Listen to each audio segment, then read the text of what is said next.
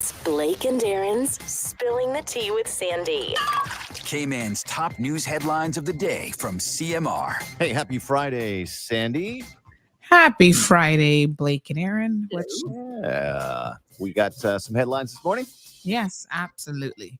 So last night, the University College of the Cayman Islands held their Ormond Panton Distinguished Lecture Series, and they had a guest speaker who's a professor from Johns Hopkins University. And I tell you, if you missed it, you missed an amazing, absolutely amazing event. We're going to be talking about it a little bit this morning, but it was, I was blown away, and I'm not blown away easily, but I was definitely blown away. So congratulations to University College for pulling that event off. A church is getting a $450,000 grant for their hurricane shelter project. This is a church in the district of West Bay. The Ministry of Investment, Innovation, and Social Development has announced the provision of a substantial grant of $450,000 to the Church of God Chapel in West Bay, which is expected to serve as an emergency shelter for the West Bay community. It includes $150,000 from the Ministry of Planning, Agriculture, and Housing, and it was made available given the size, what they say is a prudent size of capital budget savings in 2023. So I guess congratulations to that church. Sounds familiar. A woman was arrested in Georgetown after she went to Cayman Brac and was involved in a stabbing incident. This is so incredibly unfortunate, but police are continuing their investigations. Brackers say she's not from the Brac. They wanted to make sure we understood that, but instead she came there and got involved in some altercation with a man. So now this 45-year-old woman who recently was released from incarceration may be heading back in that direction again. Wow. All right. Final feel-good story of the day. Cayman acquires new pools for a new aquatic center. Yeah, where is that going to be? I was a little bit confused, I'll be honest with you. But it's cool though. Yeah, the Ministry of Youth, Sports, and Heritage has acquired a 50-meter pool and a 25-meter pool, which they say will be utilized for the United States Olympic trials in Indiana this summer. Yeah, so they're going to use the pool.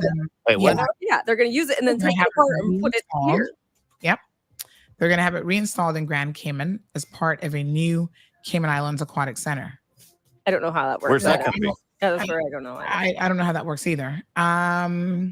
Did they actually? I mean, yeah, I don't know that they didn't give a whole lot of details on this aquatic center. So inquiring minds do want to know. There were a lot of questions about it. I think. Yeah. Yeah. But I mean, it's nice if we get more lanes. Those are good pools. I guess. But I don't know the logistics of moving a pool either. I've never heard of such a thing. I know. I saw that story. I was like, wait, how are they going to move that? Like a couple ships? I don't know. So they say that the pools are going to provide up to 30 swim lanes, which is a significant increase. Seems like it'd be cheaper just to build it here. I thought you poured concrete. That's what I thought you did. I didn't realize it was like like a what are those homes that you can buy that come prefabricated? Yeah, mobile home. Listen, we got to go. Dave is going to home. All right. Hey, happy Groundhog Day, by the way. Happy Groundhog Day, yeah. Yes, thank you. Yeah.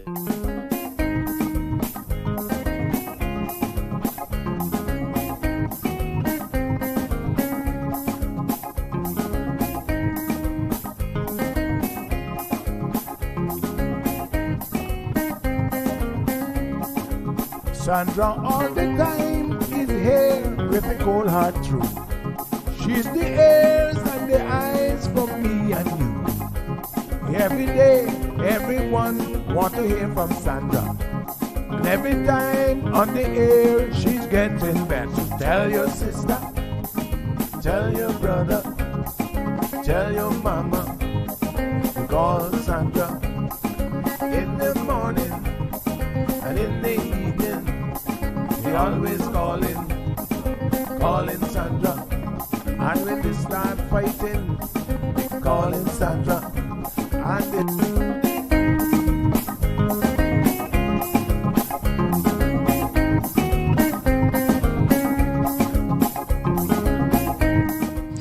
That's right, folks. Everyone is telling their mama about the cold hard truth.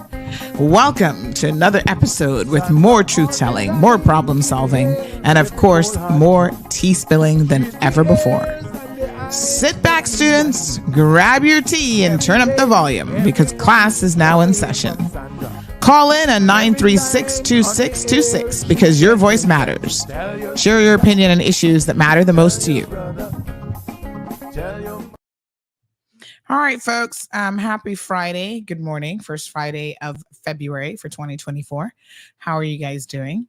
Got a lot to talk about today. Yeah. Glad we all made it. Man, I heard some really bad news last night that was absolutely shocking. And I woke up with a massive headache this morning. It's like, this sounds a little bit crazy, but when you hear bad news and then you go to bed, it's like, my goodness, it kind of sits with you for the night. Okay. Oh, are we still not on the radio? Okay. Hold on. Give me a second here. Let me pull up some music to get our radio show going. My apologies. It was a little bit of a late start on the radio.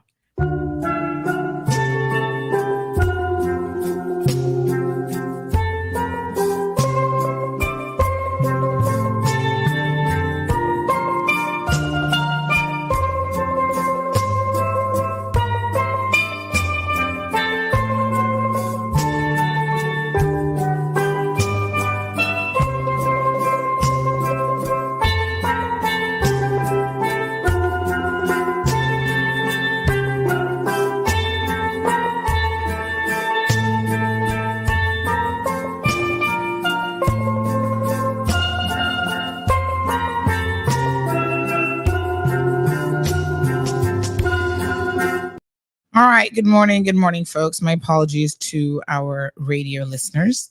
The time kind of creeps up on me sometimes when I'm doing that segment on 106 and we get to talking and I'm like, oops, oh my gosh, look at the time.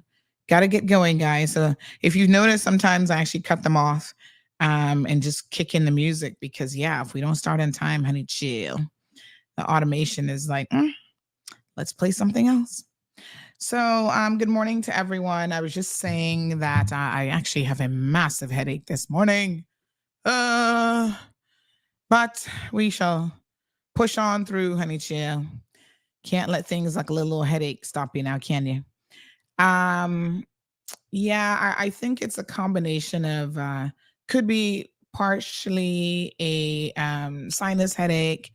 And then I also think that I got a little bit of bad news last night about a member of our community. Your brain has a way of,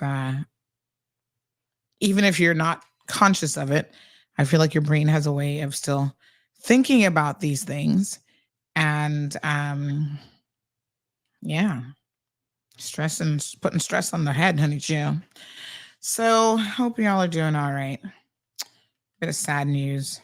And it's so interesting how when somebody passes away, I feel like so many of us are connected to people. And so then people are like, oh my gosh, now I have to tell my elderly mother or this one or that one. And, that's going to take a toll on them. And it's really, really hard. I saw someone yesterday who recently had a significant loss in their life a few months ago now, having lost a child.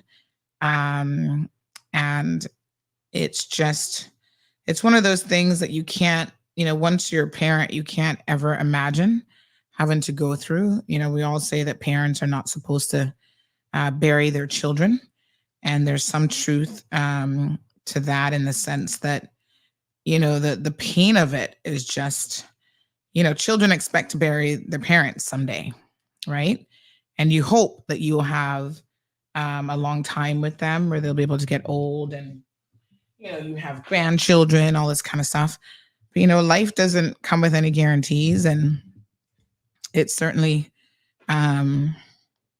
doesn't always afford us the opportunity to live, a full life. Sometimes, unfortunately, children die far too young. They're barely getting their life going, really. I feel very different when I hear about a senior person who's passed away. They're in their 80s, 90s. I'm like, okay, they've lived, they've had a life. And some of them put a whole lot of living in those years, believe me, compared to the rest of us, they've lived about 5 times. But it's unfortunate when a young person, just gone so young. So it's always something to think about. So my condolences to all of the people who are, experiencing a loss at this time. Someone just reminded me, thank you so much for the reminder, that Al Eubanks' father, Mr. Stanley Clark, recently passed away as well. And they were sending condolences to Al and the rest of the family. Yeah.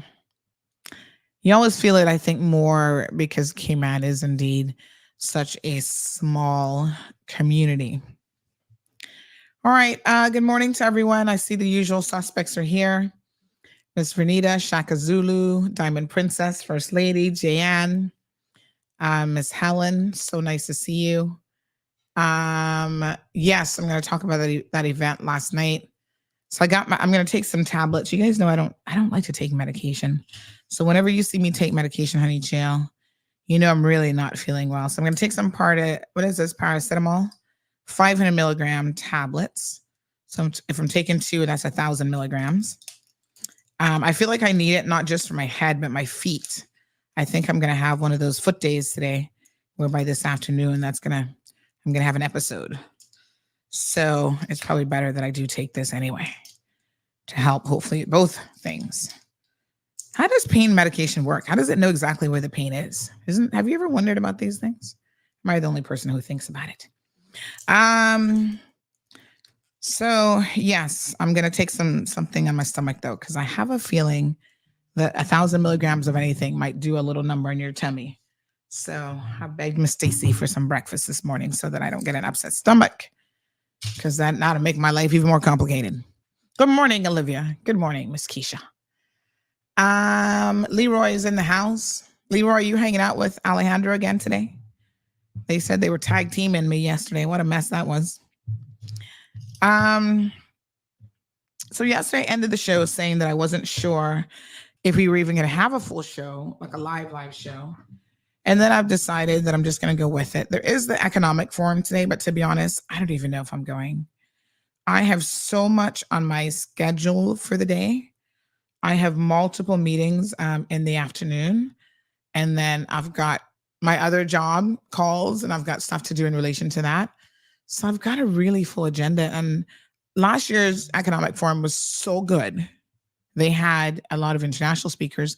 I noticed this year, though, that it's like local speakers. Not that there's anything wrong with local speakers, but I don't really see any international speakers on the list. So I'm probably not going to be missing like a whole lot, to be honest, in terms of speakers. It's at the Kimpton. One thing I must say, have you ever been to an event at the Kimpton? The Kimpton's food is amazing. They do, the spread last year for this event, I felt like they were feeding us 1 million times for the day. But yeah, they're absolutely amazing.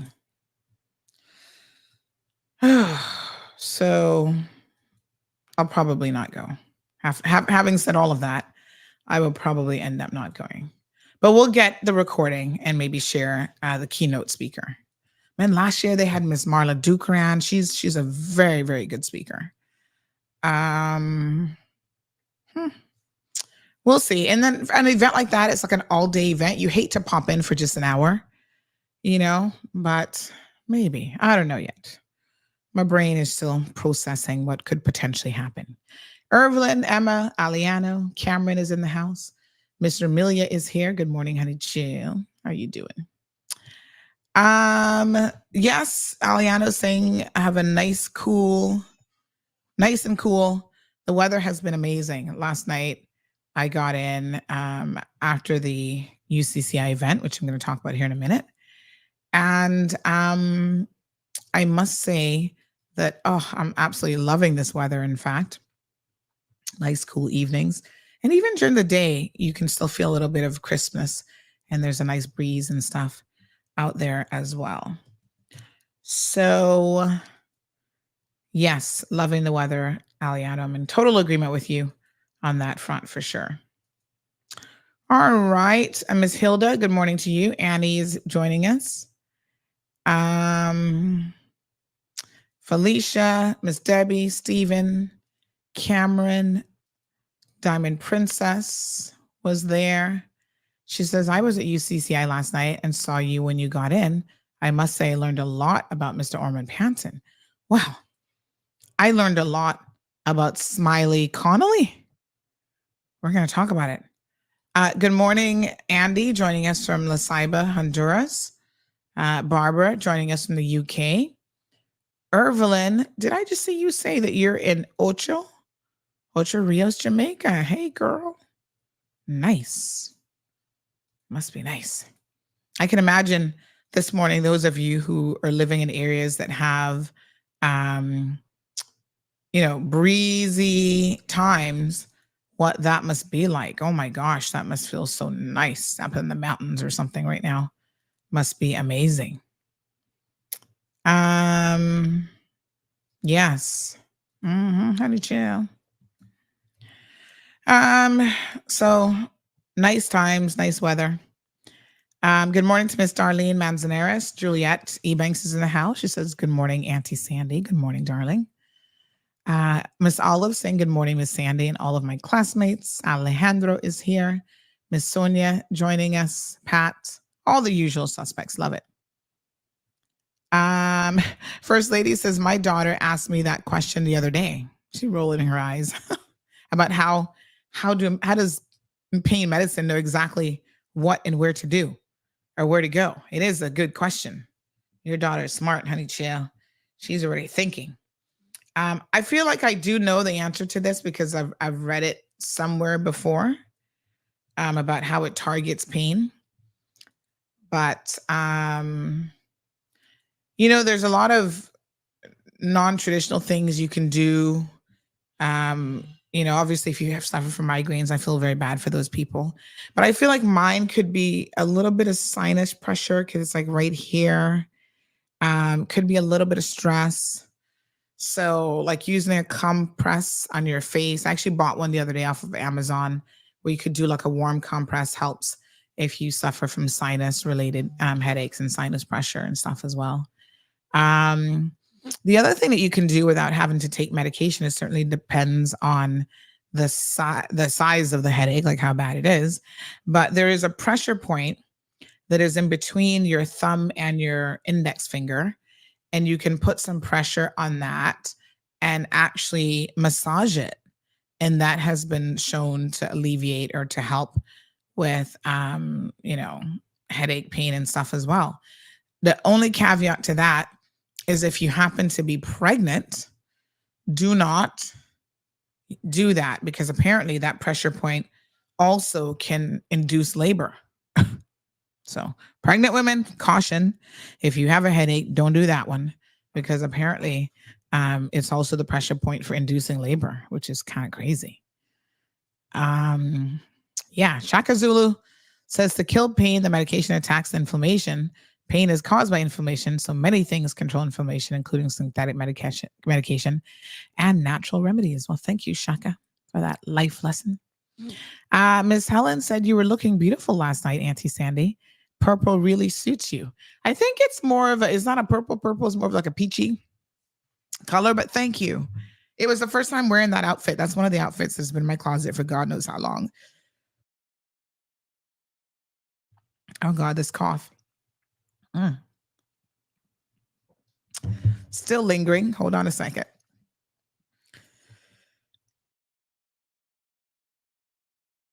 I feel like I need a cough break. Hold on. Oh my God.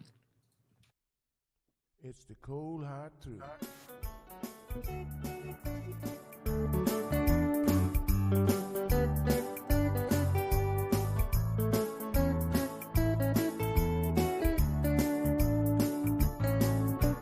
Everyone really wanna know get on the air and you will know it's Sandra. The queen of the mile road is here. Woo, honey, chill. Had a coughing fit. My apologies. Oh, yeah. The cough is still there, kind of lingering, honey, chill. And then what happens when I start talking, I find that come on in. I have got to be careful. Ooh, Miss Stacy hooked me up this morning. Woosa. Yes.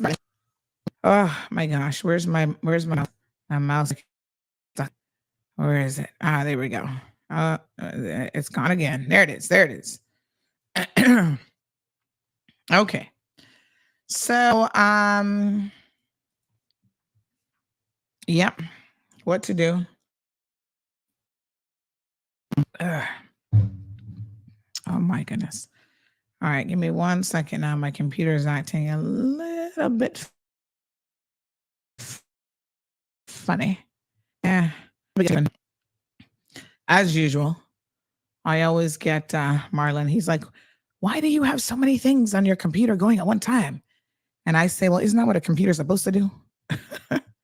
Like, what's the sense of having all this technology and you're still telling me that I mustn't have too many windows open? I'm like, what? Anyway, but thank you very much. I was saying that was one of those outfits in the closet for a while that I decided to pull out. And yep. Morning, Cameron. Johan soon chime in to come and get some bun news. Tired of them dry up brownies. Oh boy, Johan love him a brownie. I tell him he needs to. We all need to go on a diet this year, but he's definitely on the diet list.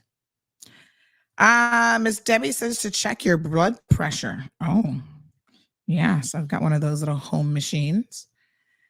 Diamond Princess. Oh, I think I read that one already. Trying to scroll down a little bit. Morning to William McTaggart. Hello, honey child. Oh, he says, good morning, came in from Budapest. What? Nice. Janae, what is Budapest like? I love that you're traveling, William. Oh gosh, I can't believe how these kids are growing up. I remember little William when he was in, remember Junior Achievement, William? Was it Junior Achievement? I think it was Junior Achievement. You were one of my kids, right? You're in one of my groups 1 year. I did that for a number of years. And I can't believe that you're all grown up with kids and he's a pilot and he is in Budapest, Dubai, all over the place. I absolutely love it. So listen, let me talk about last night. Speaking of Caymanians abroad. So Professor Nathan, he was on the show yesterday morning. And someone said to me last night, they're like, Sandy, I saw your social media posts about the event. And that reminded me, oh, yes, I definitely want to come. And I came as a result. And I'm so glad that I came. Listen to me. Can I just tell y'all something? I've seen a lot of presentations in my day, lectures, speeches, and you can have people who are really good speakers and you're like, wow, you walk away, yeah, that was great. You were impressed, whatever. And then there are people who literally blow you away.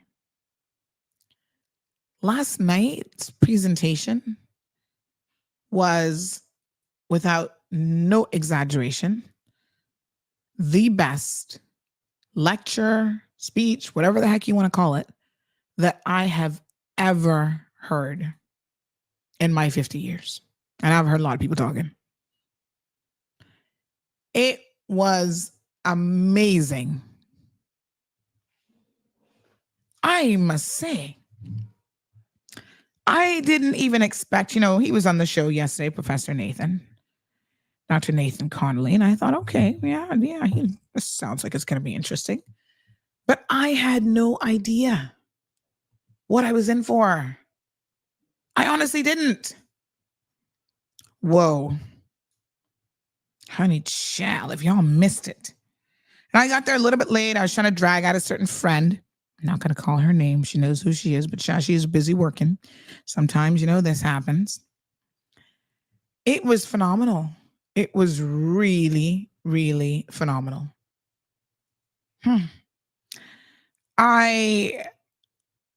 From the minute he started to the minute he ended, and there's some speeches that, okay, the speaker's going on for a while, and you're like, oh, when are they going to wrap up? Even if they're good, you're still like, yeah, when are they going to be done?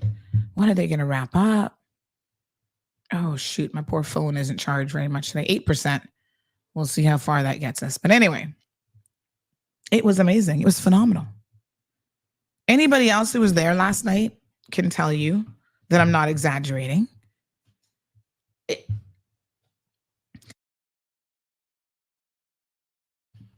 Sorry, this cough. I think what I might have to do is take some sinus medication this morning.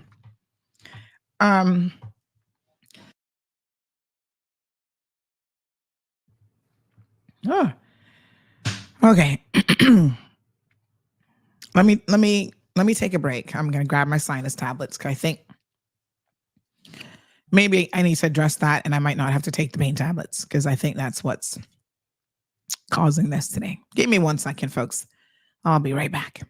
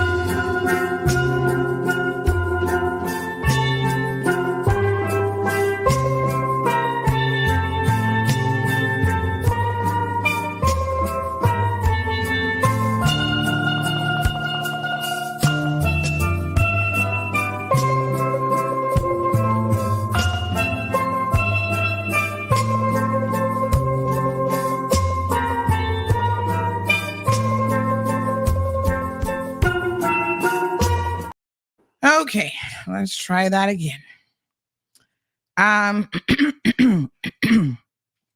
Yes. Oh, my throat ticklish. All right. My apologies. So, Dr. Nathan was phenomenal.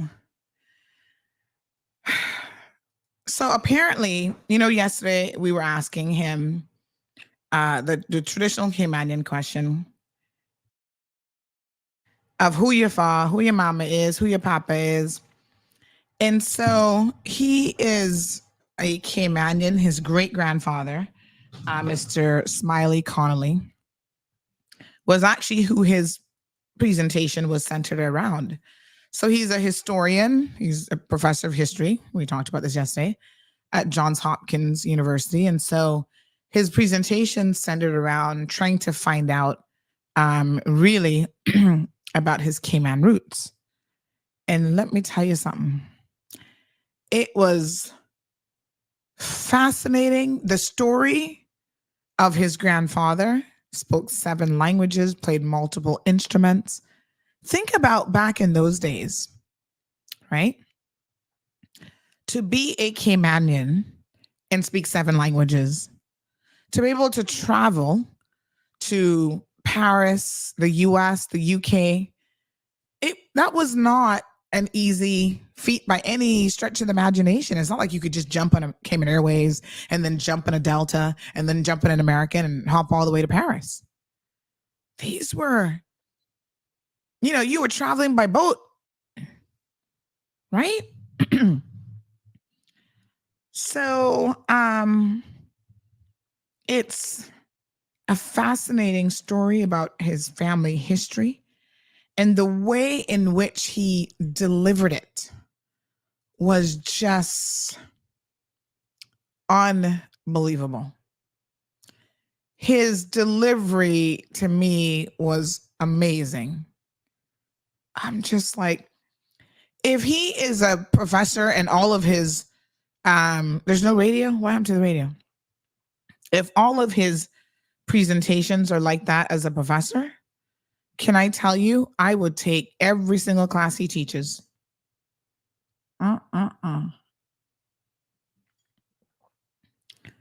So, man, makes me want to go to Johns Hopkins University now. I don't know. I'm not sure. But what I do know is you all missed a real treat last night. Phenomenal is the only thing I can say. So we're going to try to get a copy of it. And Susan says it was a great presentation. Helen says the event was amazing. I'm going to try to close out some windows here because I can definitely see this computer is kind of struggling today. Yes, Helen, it was amazing.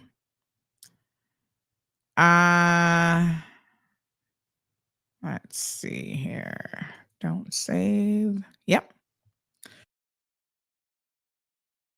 I hope that UCCI hosts more historic events. Well, I mean, it's part of a series. So I don't know when the next one is going to be, but I'm looking forward to it. Now, the bar has been set high, honey child. So I don't know who they're going to get next, but they got some shoes to try and fill because this guy was off the chain. And you know what? To then know that he is a Caymanian who really made it. I mean, yes, he's a Caymanian that's overseas, but it reminded me, in fact, of how many Caymanians we do have. I mean, he's never lived in Cayman. He was born in the U.S. to Caymanian parents. And, he talked about his grandparents. And it was just such an interesting presentation. Talked about our struggles as a people with mental health. And in those days, people didn't necessarily know that it was bipolar. They called it different things. And it was just so interesting. It was just so incredibly interesting. And one of the things that he said that really stood out, I mean, everything he said stood out, to be honest. I was like on the edge of my seat. I was like, he made you laugh. He made you think a little bit deeper. It was just so fascinating. But he was kind of talking about, the women in the family and the burden that women carry, which is so incredibly interesting. He talked about how he found some of the historical stuff about his family, trying to go to the archives, and then unofficial historians within the family who had documents. Do we have a spammer in here? Why are you in our chat, sir? No. Not that we have anything against you because you're from Korea, but you seem to be annoying people. No. We're going to have to block and delete you. So yes, I mean, he talked about the women, and he was saying how a lot of women don't have, especially in those days, they didn't have the luxury of, and it's not a luxury, of having to take a pause in life to deal with mental health issues. That's not a luxury, trust me. But I'm just saying they didn't even have that because they had to be busy raising children and being supportive to families. And even when they themselves were struggling with issues, right? There's a different kind of expectation of women. in our communities. You know, it's like they have to be the fiber to hold, you know, families together. So his grandfather died in Jamaica, great grandfather died in Jamaica, and apparently he's buried somewhere there in an unmarked grave. You know, afterwards, I was speaking to a few people. Somebody else said, well, you know, my grandparent is buried in Jamaica too. And they said, you would be surprised the amount of history that you would find in Jamaica, especially going to the grave sites. And you see all of these Caymanians and Caymanian names right there in some of the historical graves in Jamaica. So his grandfather lived in the UK, Paris, Jamaica. He's between, at one point in his life, between Jamaica and Cayman. And so that was really, really interesting as well, when he talked about, you know, how they were so poor and just waiting for people to throw out some cornbread, which was something they did back in the day. And it was like close to the prison. And, you know, his great grandmother, who was from Paris, was a seamstress. And so she helped support the family by doing like embroidery and sewing work for the rich elite class in Jamaica. And here she was, married to a Black man from the Caribbean. And, you know, back in those days, especially, undoubtedly that would have carried a particular stigma. So it was just an amazing story about culture, race, like just everything in one. So thank you to the, I think it's a committee that's part of this Ormond Panton, you know, lecture series. I think Mr. Roy Bodden's on it. Big shout out to the Mr. Gilbert McLean, Miss Teresa Lewis. Who else is in it on it? Obviously the UCCI staff that assisted and put this presentation, you know, helped to put this together. There was students from the School of Hospitality, who were serving, and they were a little bit excited to see me there. So, you know, every time I go to UCCI, I run into a young man. I don't even know his name.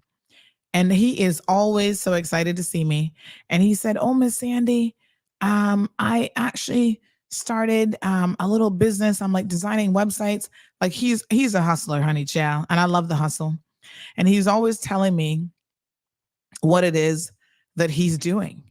And so I got to try and get his name the next time I'm there. So as I was pulling in, he was actually leaving. And he said, oh my God, Miss Sandy. I swear every time I go to UCCI, I see him. He's always on campus. And I said, son, you just keep at it. Keep studying. I think he said he wants to be an architect, if I remember correctly. And I said, yep, you just keep at it. You can do it. So absolutely amazing. Absolutely amazing. I want to watch it again. It's like a good series that you want to put on replay. So I'm going to try to pull some strings over at UCCI and get us a copy of the primary speech. And were you there last night? I didn't see you. By the way, if you missed it, now because I got there a little bit late, remember the 150 books on Mr. Ormond Panton that they were giving out? I didn't get. I'm hoping I can squeeze out a little favor. I need 2, please. Because my friend who wasn't able to go, I want to give her one as well. But yeah, I missed that part, but the crowd was good. I love to see people turn out to these types of events. And I was actually saying to my husband, now I know he had to work late, but I said to him, you need to start going to more of these events. Learn something about Cayman culture, honey child, because you have a Caymanian child. So I was very, very pleased at the turnout. Like Act House. Beautiful to see. Because so many times these events are put on and they're great. And then the turnout leaves a lot to be desired. Anybody else notice that I seem to be freezing up a little bit today? Or is that just me? Anyway, yes, it was an amazing turnout. So congratulations to everyone who managed to put this together. Very, very, very, very, very exceptional. All right. Anybody else that wants to share? 936-2626 is the telephone number. Call us. Let us know what you thought. It couldn't have just been me, honey chill. I mean, I'm saying. I think that lots of people enjoyed it from the feedback. So, you can't go anywhere in Cayman without politics. Hey, that's Cayman. And so there's some people there afterwards. We were chit-chatting about life in Cayman. And a lot of people are very, very worried about the political landscape. Someone said something last night, which I've said before, and I've heard other people say, in relation to the previous premier, Mr. Wayne Panton. They said, he was what we needed and what we need at this time. There's different types of leadership throughout history, and you feel like sometimes you're on the brink of something and you just need someone who's cool, calm, collected. Yes, no leader's perfect. Leaders have their faults and whatever. But in this moment in history, a country needs a particular type of person who is fiscally responsible, who is fiscally, they have restraint, who's not as duplicitous, or not duplicitous, as far as I know, as some others. It's just one of those things. And I thought it was interesting when the person said that he was the type, he was what we needed as a country at that time. So I'm just closing some windows while I'm here, honey chill. So, yeah, we talked about the overspending.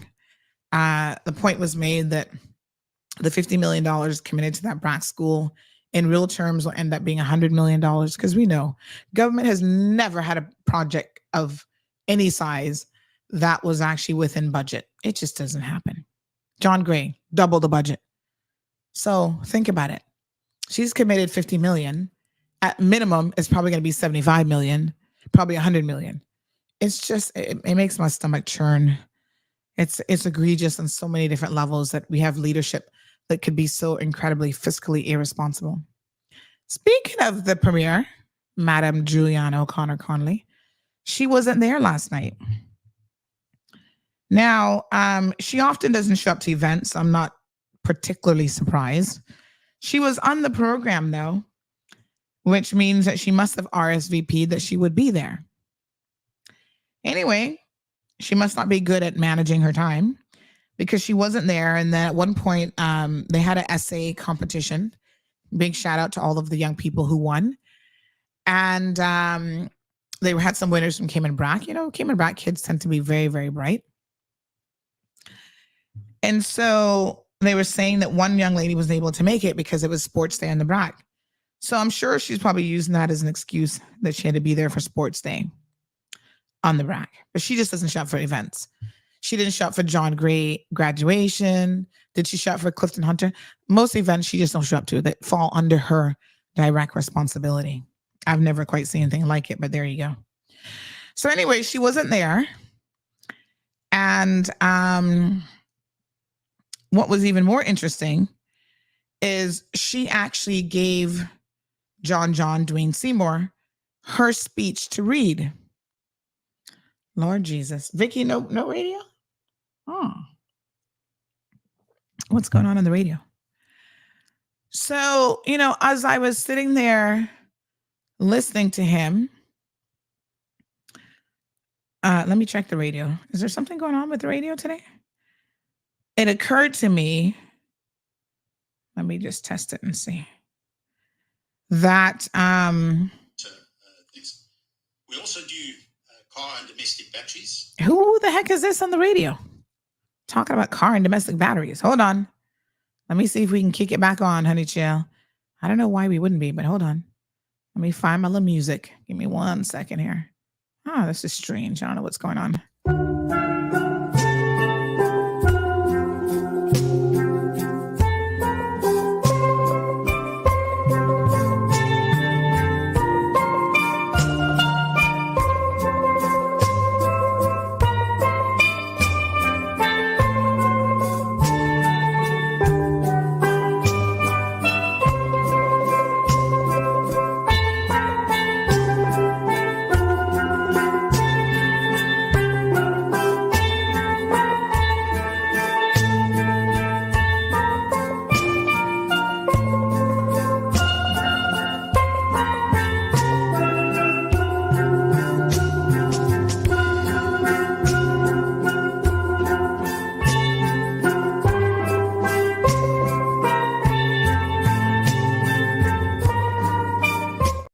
All right, folks, we should be back on radio now.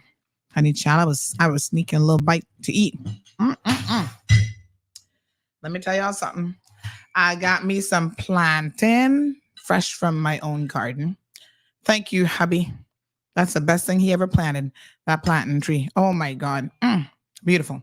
So I got me some nice, local, delicious. Look at that. Y'all see that? Amazing plantain. You know, he doesn't even like plantain. I'm like, who doesn't like plantain? Oh my God. Some little toasted bread, scrambled eggs, and my turkey bacon. This would make a good sandwich right about now. Anywho, so she didn't show up, and then she had John read her speech. Now, I'm going to tell you all something because I found it very, very peculiar that John would be the person that you would get to read your speech. First of all, we know he's no intellectual, and I'm not trying to insult John. I'm just being honest. At some points, he struggled with a few words, and I kind of chuckled in my head because you know me.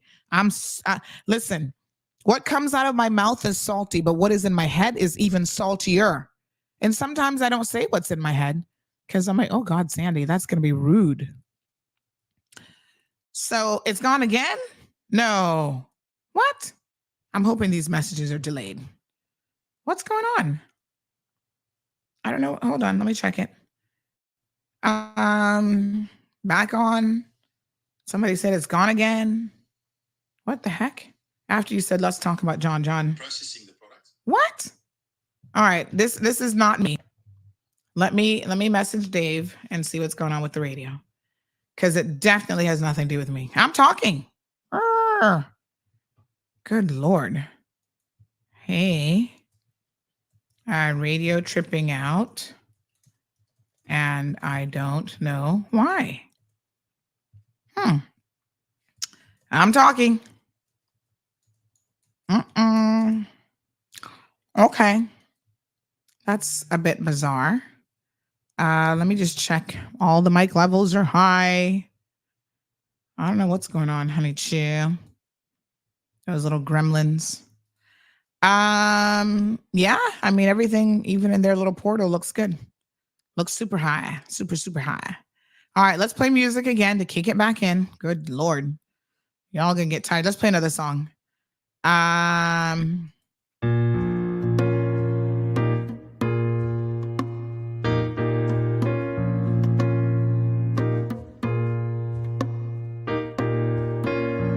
hear the people talking. What are they talking about? This world's gone crazy, and I'm trying to find a way out.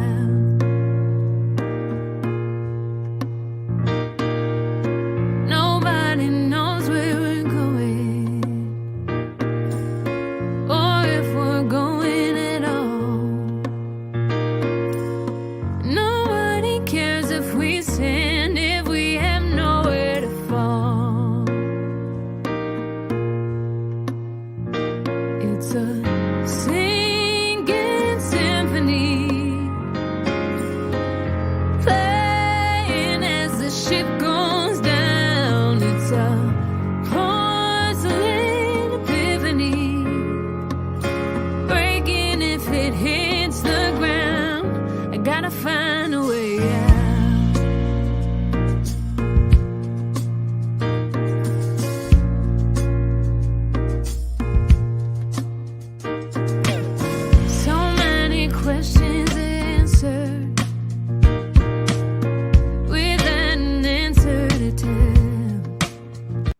All right, we're back. I don't know what's going on. So nope, not on my end. Kind of weird. All right. Yeah, so my apologies. So yes, she decided to have John read her speech. So bizarre. All right. So of course he messed up on a few words. I don't know what to say. I guess he's trying. The most bizarre thing about it for me is her deputy premier, Andre Ebanks, was literally sitting right there. Why wouldn't she have her deputy premier? I know somebody says every time you plan to speak about the premier, your radio goes out. I know it does look rather suspicious. But it's just coincidence. But yes, it is crazy. I saw Andre sitting there and I'm thinking, why is he's deputy premier? Like there's a hierarchy to these things.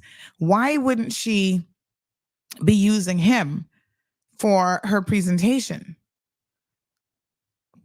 Well, it was the least memorable part of the evening's proceedings. I could not tell you a single thing that John actually read from that piece of paper. I'm surprised that she even wrote anything down because normally she doesn't. I don't know how much speech preparation she does, but normally she doesn't read from it. She kind of just speaks off the cuff. And I couldn't tell you what he said. All I know is at one point, I think he didn't know how to pronounce a word and he kind of stumbled. And you know, when you're doing a presentation, you can stumble for a second, but if it's like too long of a stumble, and I felt like that's what happened, then he moved on. He just like skipped it and moved on to something else. So it's weird. But yeah, John, somebody says that John's district, who the guy that they were talking about, he's from East End.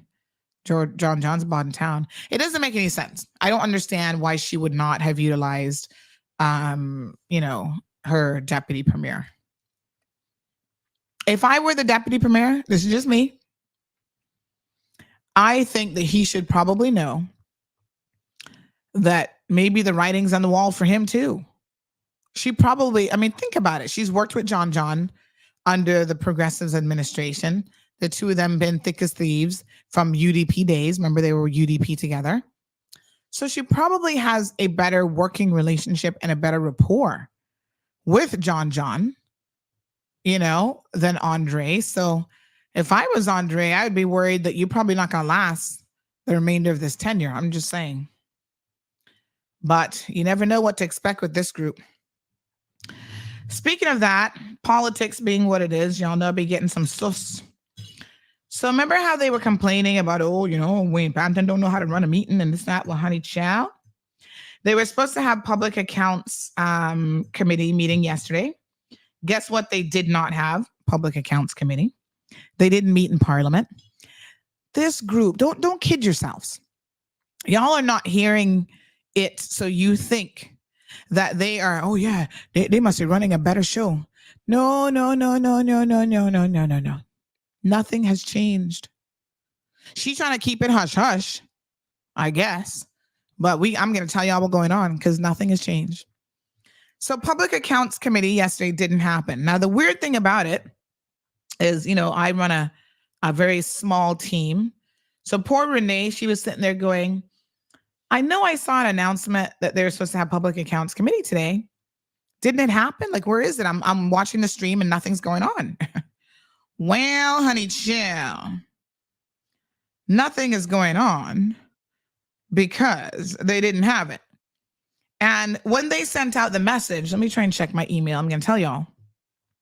There was no advance notification that it was actually being canceled. So this leads me to believe that there was some sort of a conflict or an oversight. In fact, I know that that has to be the case, and I'm going to tell you why. This is how now, this is where you get your little amateur detective badge. Because let me just see what time they sent out the email. So they sent out the email at 12:02 a.m. saying, please be advised that the Standing Public Accounts Committee, PAC, has regrettably rescheduled today's hearing to early March, date to follow. Please see attached media advisory and additional information. So it was supposed to be on yesterday, February the 1st. Didn't happen. And they say that the committee was unable to reach the required number of members in attendance in order to basically meet their quorum. I was like, what? So y'all have a job to do as parliamentarians. Part of that job is to occasionally meet, right? They have subcommittees. This is like a subcommittee, the Public Accounts Committee. So they could not make quorum yesterday because of what reason exactly? Who didn't show up? You see, this is the kind of thing I want roll call. I want to know who didn't show up and where were they? We are paying you a salary to do a job that when it comes to actually showing up at Parliament, that is, in my opinion, a small part of your job in the sense that Parliament doesn't really meet a whole lot. When was the last time Public Accounts Committee? They go like months. So we expect you to show up and we expect you to meet, and it gets canceled last minute. Imagine the convenience, because remember now, who was it? I was telling y'all in the morning that I was sending a question to France Manderson because I was asking him, I need some clarification, something in relation to immigration, which I got clarification from both him and the head of immigration. So I'm going to read that in a little bit to you guys as well, because it's really, really important that on this program, we get things factually correct. Yes. It's all fine and dandy to have an opinion. And I think sometimes when people call into the show, we'd say things at times that sounds like it's a fact when it actually isn't. And I always am keen when people are like, is that the law? Is that what the law says? To make sure that we're getting it right. So this was a notification that was sent out. Basically, somebody or persons could not make it yesterday. No advance notice.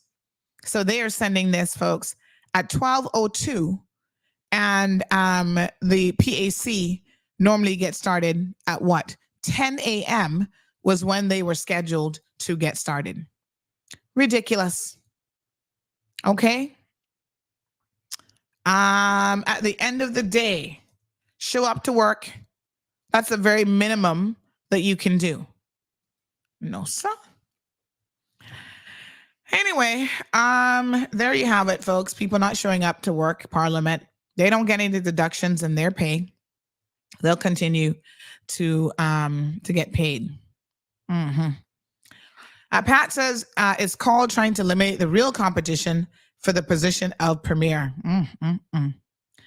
Wanda says perhaps Andre has a voice and she doesn't like it, but Dwayne is easily led, and that's why she isn't using him in her place. I mean, I have no fear of contradiction. That she has no fears with John. John is a follower. He is not a leader.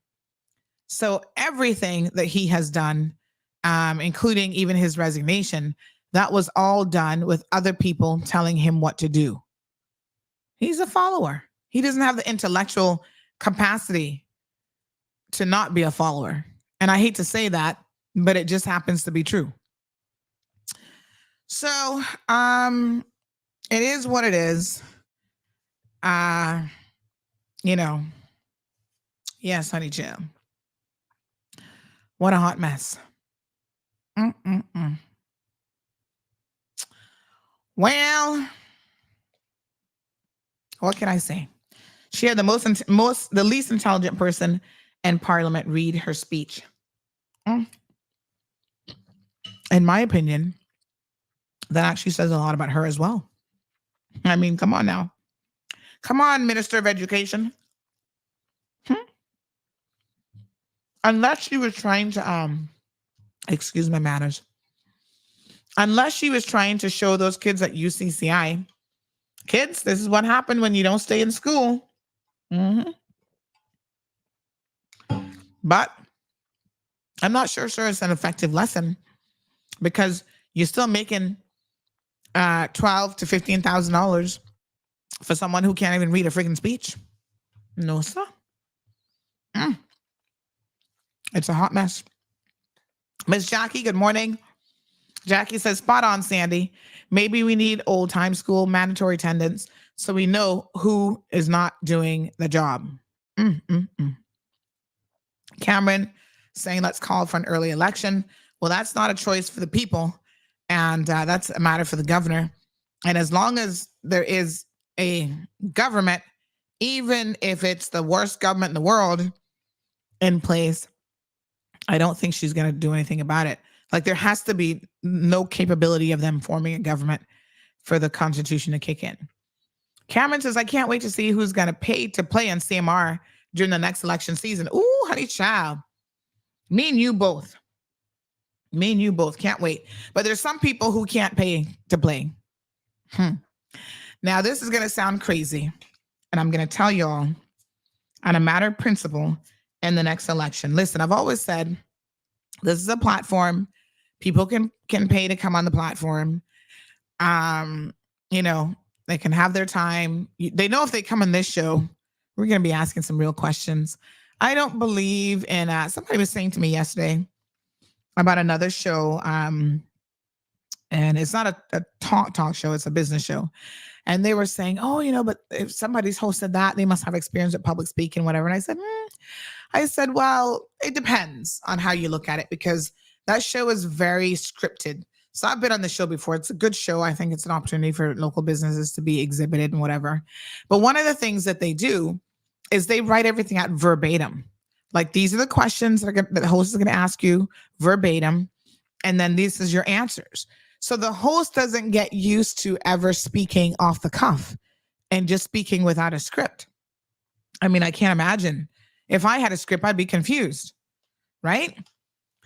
So when you're used to that and you're used to people like putting a script in front of you and basically all you're doing is reading, your script reading, you lack the ability to think on your feet. And I think that that's unfortunate, because the ability to think and speak on your feet is a skill that you only can acquire probably through practice. And so people will be able to, Cameron, pay to come on, but there's some people, and right now there are 2 people, 3 people, 4 people. Oh, shoot. Man, the list keeps getting longer the more I think about it, who will not be able to come on this platform no matter how much money they brought to me. Yep. Now I know it sounds crazy because I'm over here running a business and y'all are probably thinking, Sandy, money's money, but not all money is good money, honey child. Let me tell you, you got to sometimes stand in a matter of principle. Y'all want to hear, oh gosh, I think it's more than that. Oh geez, I'm peace. Oh, Lord have mercy. Oh, the list keeps getting longer by the second. Hold on now. Let me think. West Bay, 2 of them definitely couldn't come. Probably even the 3rd one, but definitely 2. So let me think about it. Now, if they walked up to me with $1 million in cash and said, Sandy, we got $1 million in cash. Let these people on your show. I'm sorry, honey child. I'm sure I could do a lot with $1 million. Oh God, I'm thinking of what I could do with $1 million. I could do so much, but I would still have to say, nope, I'm sorry. I'll be all right. We can survive over here. Y'all want to tell me, do you want me to tell you who those people are as of today's date? I don't think redemption is possible, but should I tell you who those people are? Are you guys curious? Cameron, do you want to know? Cameron says, facts, Sandy. To think on your feet is imperative. Anne says, check your script. Rough C says no. Doesn't want to know. Leroy says yes. I want to know. Let's do a quick vote. Who wants to know? Another person WhatsApp says no. Why? Why don't y'all want to know, honey child? Don't say it. Why? Because y'all think I'm going to change my mind? Someone says at least John is consistently stupid. Professor Conley must have had a good laugh at John. Very sad. I don't think Professor Conley was even paying John no mind. I don't even think he. Yeah. So, person saying that this is the 5th family member to pass within the last 6 months. Oh my gosh. So sad. So, yes. Another person says, please remember, he set the bar low. And I'm wondering that she does too. I'm wondering if she does as well. This person says, good morning, Sandy. My other half says every day that the Honorable Wayne Panton is who the island needed and that he was very stern, but that's not bad, as that is what these people needed. Well, they get something now and they're all running amok doing what they want, and that song fits them. By the way, and then they say, honey child, they are such good friends. They are like, you know what, and the toilet. You figure it out. You fill in the blank. So nothing has improved. I can tell you that. The infighting, I think maybe the only thing that has changed is they probably don't challenge her as much as they did Wayne Panton. They don't outwardly challenge her. So it's so funny because remember when John talked about, oh, Mr. Panton is autocratic. I was like, does John even know what autocratic means? I was a bit surprised. Somebody wrote that speech for him, honey child. He don't have a clue. He don't know what autocratic means. But anyway, now he's getting to see what autocratic means, because this woman, you're not going to speak too much in her meetings. So it's more of a subversive type of thing. But at the end of the day, the meetings, I hear to be meeting all till midnight and all kinds of stuff. They still can't get themselves together with these meetings and stuff. So yeah, they're not doing much better. Richard says, yes, spill the beans. Pat says, call them out. Aliano says, I want to see Sir Alden come out and get some licks, yo. Leroy, Wanda, Ann says, yes. Who can't come on, says Cameron. Alejandro says, yes. All right. As of today's date, subject to change, but probably not very much. Those who cannot, they have a no invitation, no standing order. You can't come. Kathy Wilkes. I think y'all know why. I can't take dishonest, lying people. McKeeva Bush. Do I even need to say why? That man has had so many chances. I am sorry. You know what? While we were talking last night, I was saying how, it's so obvious that McKeeva got paid off to do what he did the other day, pulling the government apart, and they were able to get rid of Wayne Panton. And one of the things he did, McKeeva is, the man has done so much in his life considering where he's come from. 9th grade education. Let's give him his credit. With somebody for a 9th grade education, he has accomplished a lot, yes? And yet, so many failings at the exact same time. The most important thing that he needed to do in life, which is just be a good person, he has somehow managed to fail. All the other successes, handing out money to the poor, this program, that program, yeah, that's all great. But if you just can't be a good person, to me, that's like your core. How hard can that be? And this man has missed the mark on so many fronts. I don't think he's been a good husband. I don't know how his kids feel about him, so I'm not going to speak to that. I don't know how Miss Carrie feel either, but I'm just saying he's not been a good husband. We all know that. No, earth shattering. Dude, I don't know. So yeah, he can't come on. He can't come under no circumstance. But when he got his little bag of money the other day, within 2 days, the construction trucks were showing up to his house to do roof repairs and do this and do that. I'm like, wow, dude, you're not even smart. You would take a payout to tear this government apart, put this whole country on unsettled ground for your own personal gain. You don't even try to hide it. Your neighbor's messaging me, oh yeah, Sandy, the truck's showing up here now, boy. Look at this. And I'm like, really, McKeeva? You couldn't afford to patch that roof before? You were so poor? Poor you. Been gambling your money away all these years? Because isn't he one of those MPs that's double dipping in his pension? So he's not even fiscally responsible with himself. He's a hot mess. Lord have mercy. Let me take another bite of my breakfast, honey chair. Anyway, he can't come.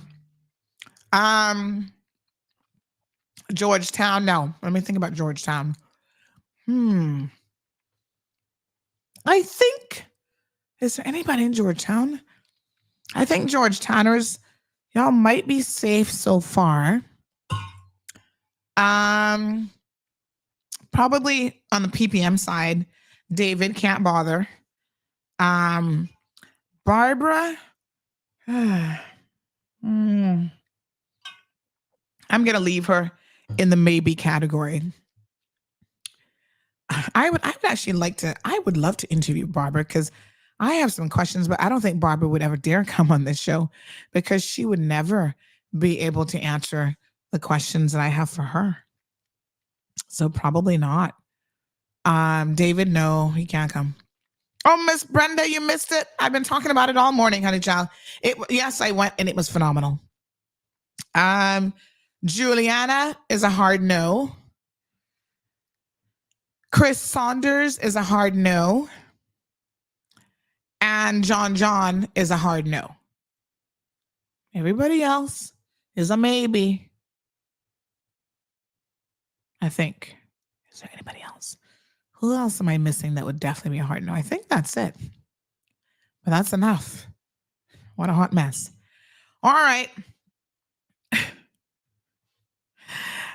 Leroy says Barbara would be like hot grits. What does that mean? Can't touch it?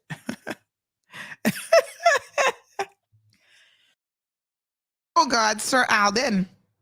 Ooh, honey child. He said Alden always welcome and say, oh man, I would pay Alden to come. Imagine. Alden, I got some questions for you, honey child. Would you please come on the Cold Hard Truth? I would love for you to come. First question I'd be like is, can I virtually touch your hair? Oh my God. Miss Darlene McKenzie says, Sandy, I think she will come. Just give her some time to build up her nerves. Barbara? No.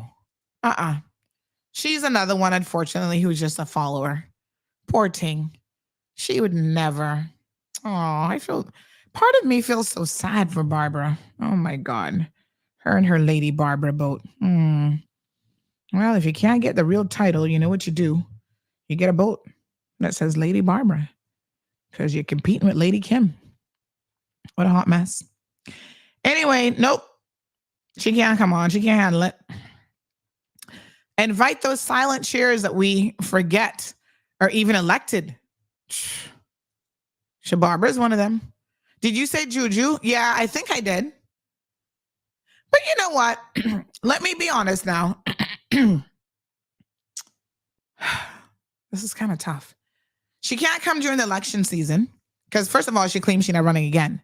So she comes out, and which I know she's going to do, and say, oh, the Lord told me to run again. I'm going to be like, really? Please come on the show because we got the Lord on speed dial. We're going to be calling him and ask him, good Lord, did you tell Juju to run again? But no, she can't come. But she could actually come now. She could come now. Yep. Come now for free because we, the people, want to talk to you as premier of this country.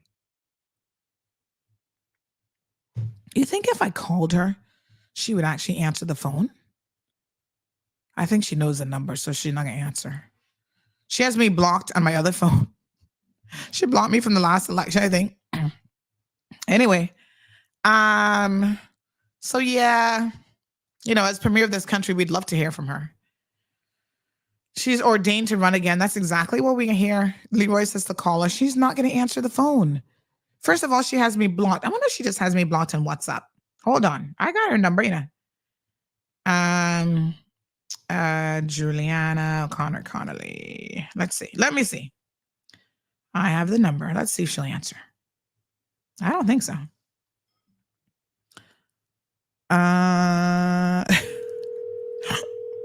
It's ringing.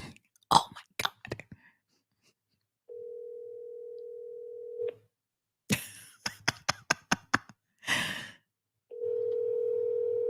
Oh my God. If she answers, I'm going to fall out of my chair. Oh my God. Part of me is like, don't answer. Another part's like, yes, answer. Oh.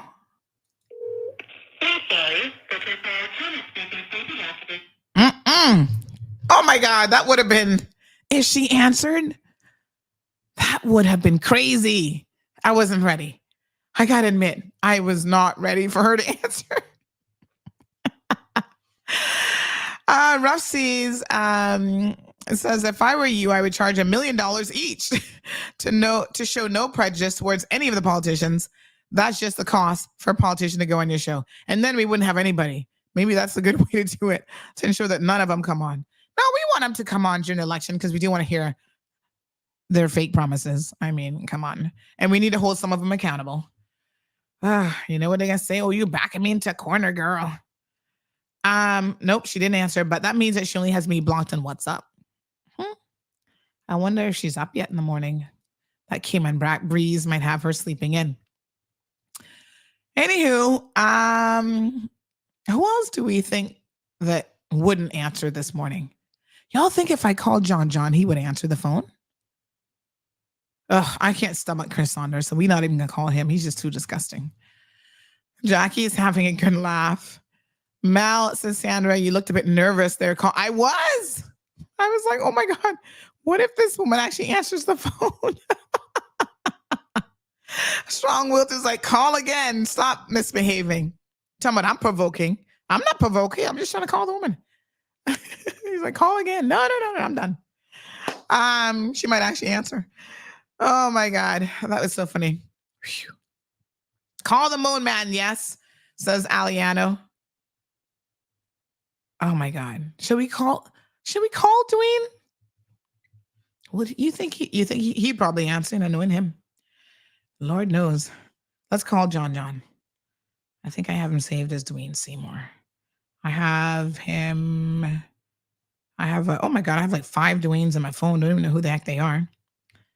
Dwayne Seymour. He has 2 numbers. Which one is which? Hold on. I think one, he has a 916 and a 324 number. Hold on. I think one he tends to answer more than the other one. Dwayne Seymour. This one is a 324 number. I think that's the one. One has like an old photo from like 1980 or something. I don't think that's the one that he answers, but I think it's this one. By the way, I see he's online. He's online on WhatsApp. Hey, Dwayne Seymour. So, Dwayne Seymour has yet to show up. He doesn't show up to the meetings. He doesn't show up to work at government building. Listen to me. He said, Carla said, I was nervous for you, right? I was nervous for my own self. John goes on telling people that he's allergic to the government admin building. That's why he doesn't show up to work. Let's call him. Y'all think he's going to answer? All right, I'm going to call him on WhatsApp because I see he's online. Let's call him. Let's see if he's going to answer the phone.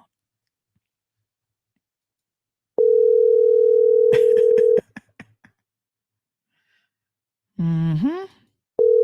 Well, honey child. Oh my gosh, answer, Dwayne. He not answering, honey chill. Let's call him from the other number. Maybe he don't know the other number. Let's see. All right, hold on. Let me see. I see you online, Dwayne, so I know you're up. So don't be pretending now. Anne says they're all listening this morning. Alejandro says, I don't blame him for being allergic. Oh, he hung up on me. Y'all heard that? He hung up the phone. OMG. Now that is just rude, Dwayne. I'm calling you back. Don't hang up the phone on people. He declined the call. Oh my God. Mailbox off. 3 4 5 3 2 4 1 8. I give him all y'all his number. Is full. Mailbox full? And phone turn off now? Oh my gosh. Yes, girl. He watching. John, I want to know how you can be allergic to perfectly good building that thousands of civil servants have to go to work in every single day. If the thousands of civil servants that work in that building are not allergic to it, what makes you special? Why are you allergic? That would be the question I'd ask him today. If I could ask him a question. Answer the phone, John. I'll call him again. Talking about he allergic. Sure.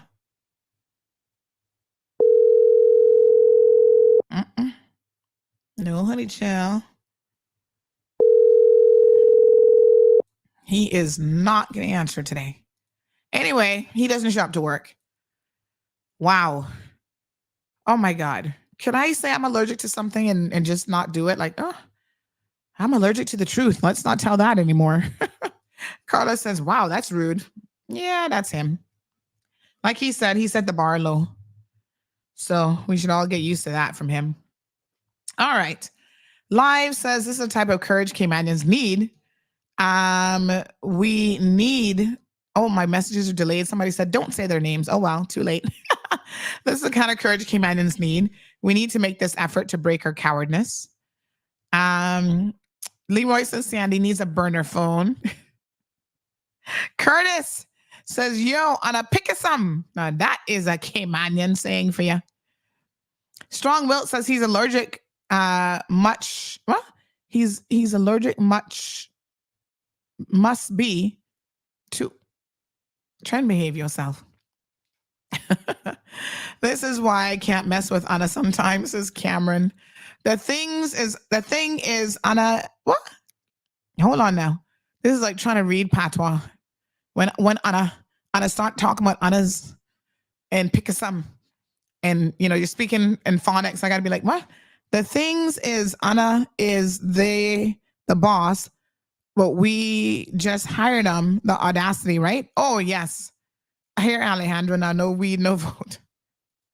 Poor you, Alejandro. What a mess. Everton says, be careful. They might file harassment charges against you. Lord knows, right? He's going to call the police now. Commissioner Kurt Walton, can you please arrest Sandy and charge her for calling MPs? That'll be the next speech in Parliament. Anne says, when we don't work, we don't get paid. Should be the same for those MPs. John is allergic to work. Oh my God. Hold on. Yes. He is allergic to work. That's what it is. It's not the building that he's allergic to. He's allergic to work. You're right, girl. And then he fools those bartenders to want a little party, and they so foo-foo, giving them crackheads money so they can go buy more crack and alcohol, and then they go vote for him. Sure. Y'all need to get it together. Let me read some WhatsApp messages. Oh gosh, this person's in Sandy. Have you ever toured UCCI in the daytime? Didn't someone say whenever you plan to speak about the premiere, your rating goes out? They say, no, don't give the names. Uh-huh. Oh no, they're prepared. Listen, I can't, I'm one of those people that I can't lie. Honestly, it's hard. I wouldn't say I can't lie, but it's hard for me to lie. I'm one of those people that if I don't like you, You know it. Ain't not gonna be no secret. Because me and you we can't sit at the same table and break bread. Do you know that you should not sit down and eat with someone that you don't like? Because your digestive tract, it does something to your digestion. It's just bad for you. That's what you call bad juju. And it actually messes with your health. That's like bad energy. So don't do it. This person says, wonder how the civil servants are feeling now. The first act was to move a chief officer. Can't be good for morale. Poor Jennifer Airborne. They're not business. Okay, here's something else I want to talk about. Girl, this person just said, this young lady just said, girl, what's coming? I can't lie either. Right? I find it hard. Child, when somebody asks me a question, I'd be like, let me just keep quiet. Because I can't tell a lie because on my face, I'd be like, really? Oh, child, I'd be doing the most eye rolls and Anyway, let's talk about this now. Yes, honey child. Hold on. Let me pull up these screenshots. Did I send these to myself? Oh no, I need to send these. So somebody messaged me. They just reminded me when they said, girl, somebody messaged me yesterday and they said the following. You know what? I wasn't, part of me is like, Sandy, don't even talk about these people anymore because they ain't got no sense. And then another part of me is like, let me make sure I'm pulling up the right screenshot. Another part of me is like, yes, talk about it because you're here to let the people of the Cayman Islands, your fellow Caymanians, know exactly what is going on. And it's not about me, right? Sometimes I don't even want to talk about these things because they just get on my last nerve. Listen, if bad nerves was a toothache, I would have like 50 of them. And you know you not got that many teeth from this bunch that we have in there. They are just, I mean, all I can do is just shake my head some days. Anyway, so listen up, Classy. El Classy. First of all, hold on. Let me do my February 2024 folder. I gotta organize myself now, honey chill. And then I need to do a subfolder for the show screenshots because, you know, we post those on the website. So I got to be organized. All right. So they had a consultation session yesterday. Did anybody know about it? As a show by raise of hands, yes or no? This is when I should be putting my little slide questions. But how many of you knew that there was a consultation being held yesterday as it relates to housing? Anybody knew about this? Well, someone said to me, this is a Ministry of Housing, Affordable Housing, virtual public consultation. They had a virtual public consultation that nobody didn't know nothing about. Live says, I did. Okay, good. Rough Seas says no. Who else? Bring in your votes. Cameron, Alejandro, Leroy. 417 of you are here today on this live stream right now, plus the people over on Instagram. I need some answers. Who knew that they were holding a public consultation yesterday on housing? May I please see a show of hands? This person says, I saw it on Facebook. Before the event, after the event, or during the event. Aliano says, nope, not a word. Magdalene says, I did. It was on the north side, MLA page. Janae says, no, I didn't know about it. Leroy says, heard of it. Jim says, not me. Wanda says, not me. Alejandra says, not me. Who else? Instagram folks, did y'all know? Come on, joining in the voting. Sophia said, nope, not a word. Shamika says, no, I didn't.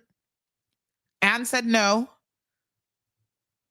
So it looks like to me like the no's have it.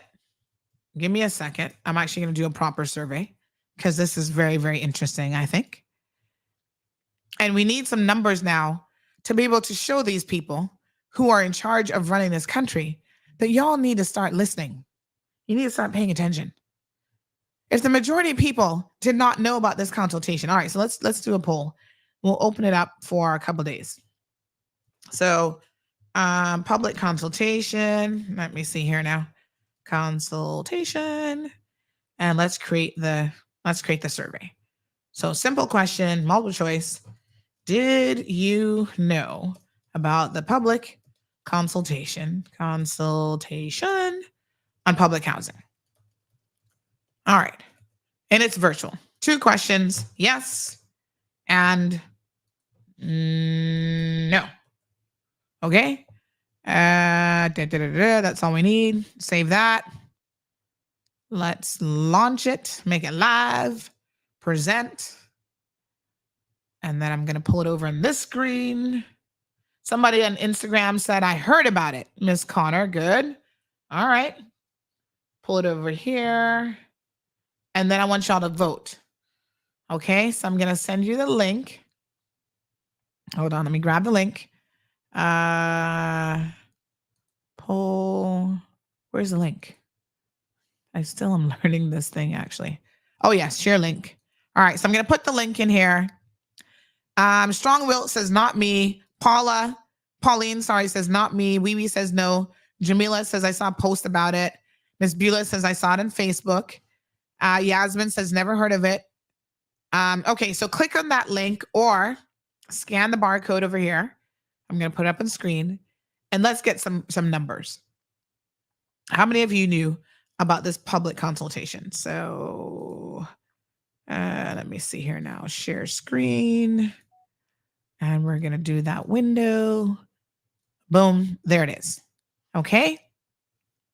Oh, God. Somebody asking about Lovell. Oh, how do y'all expect me to explain madness? Really? Quality farming? Really? You expect me to explain madness? All right. Start voting, folks. Let's get those numbers up. Okay. So while you guys are voting, I'm going to send it to a couple of the Facebook groups as well. So there's Windsor Park. Vote there. There is the Washington Boulevard crew. Hold on now. Washington Boulevard. Please vote in this poll.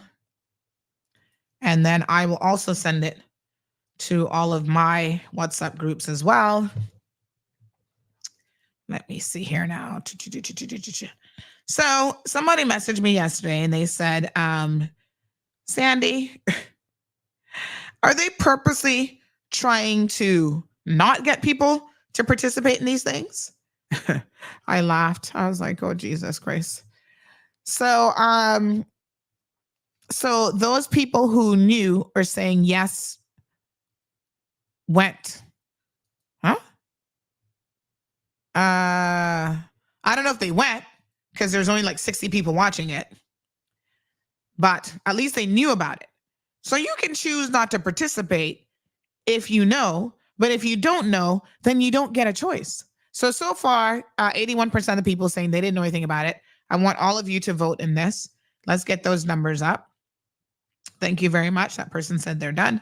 Yep. Everybody vote, share the link with your friends and ask them if they knew about it. All right. Here's what we have. So somebody sent me the following. Let me just pull that screen down for a quick second.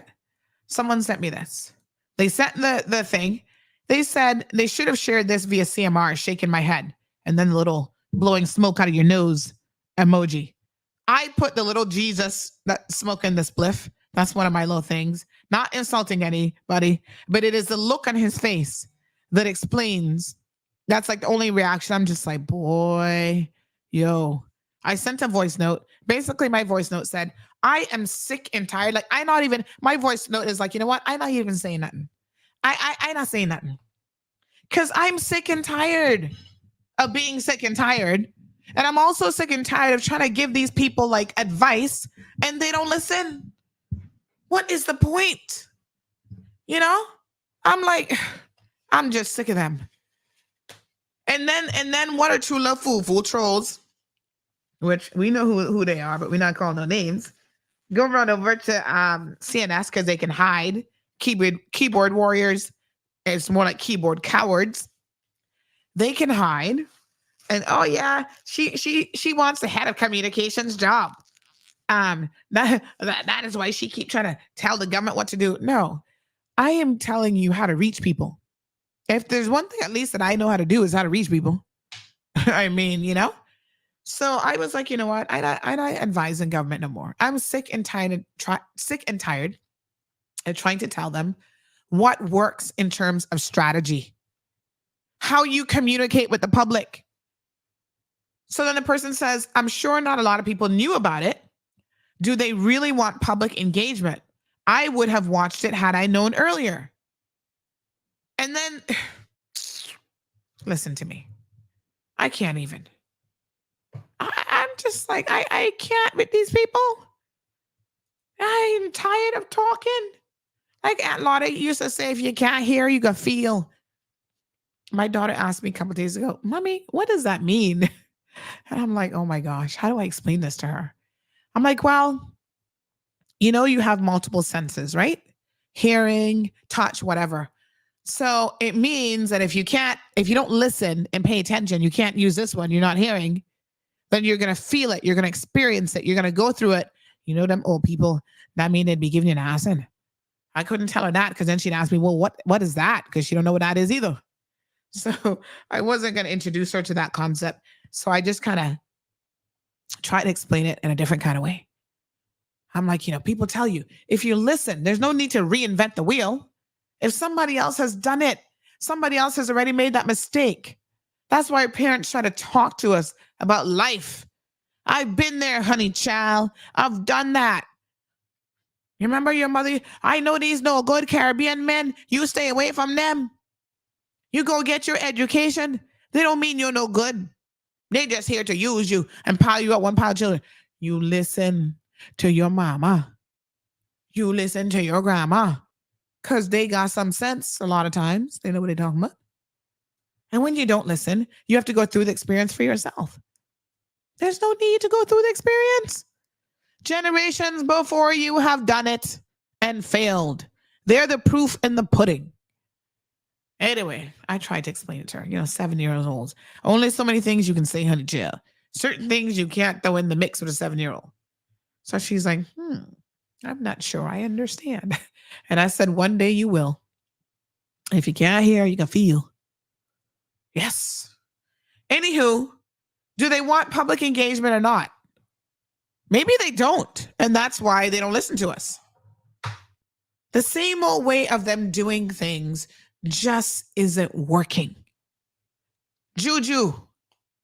All right. You don't like me and I don't like you either. Okay. That's okay. I don't have to like you for you to even come on this show. Do you know that? Yeah. I'm not looking for friends. This is not a sorority. You know what I'm saying? We're not going to be holding hands and skipping down the lane and coming back together. I'm not coming there and sitting down, no crab back dinner with you. But you are the leader of this country. It is your job. We have hired, well, not me, but some people in Cayman Brac, a very small number of people, just a couple hundred, in fact, hired you to do a job. And now you have to represent the broader country, not because we hired you, but because you took it by force. Strategic force, not physical force. So, duplicitousness, that's how you took it. Cutthroatness. All right. Let me stop there. But, take some advice. Y'all suck when it comes to marketing and getting messaging out there. You're horrible. Government communication, I like them. I like those young ladies and men who work there, but y'all need to go back to school and learn a thing or two. Where's my guerrilla marketing book? Is it up here? Let me put on my glasses, honey, chill. Where's my guerrilla marketing book? Oh, Lord, do I even have it? I'll load it to y'all. I can find it, I'm sure. And I've got, oh my goodness, dropping my phone. I've got lots of other books. Where's my guerrilla marketing? Hold on. I got lots of other virtual books, the ebooks that I can make y'all read. Oh, y'all hear the congestion coming back now that I took that tablet? So where's my guerrilla marketing book? Oh, Lord. I don't see it. Anyway, it's around here somewhere about the place. I can load it to you. GIS, government comms. Y'all need some help. Seriously. Good Lord. Do y'all want public engagement? Right now, we have 407 people. It's fluctuating. If I was talking about something more salacious, it'd be on over 600 people on the live stream. And then later on, people watch it later because some of y'all busy at work or we got listeners on the radio. You know, y'all go back, not for nothing, but the shows this year in 2024, the numbers I have seen a consistent improvement in the numbers as well. Thank you guys so much. Y'all are tuned in. We can help them get the messaging out there. Who doesn't want a solution for housing in this country? We all do.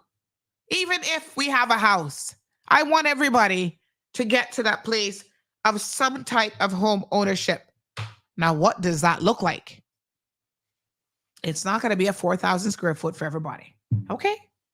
It might just be a comfortable 1,200 square foot smart house automation, because y'all know I love that.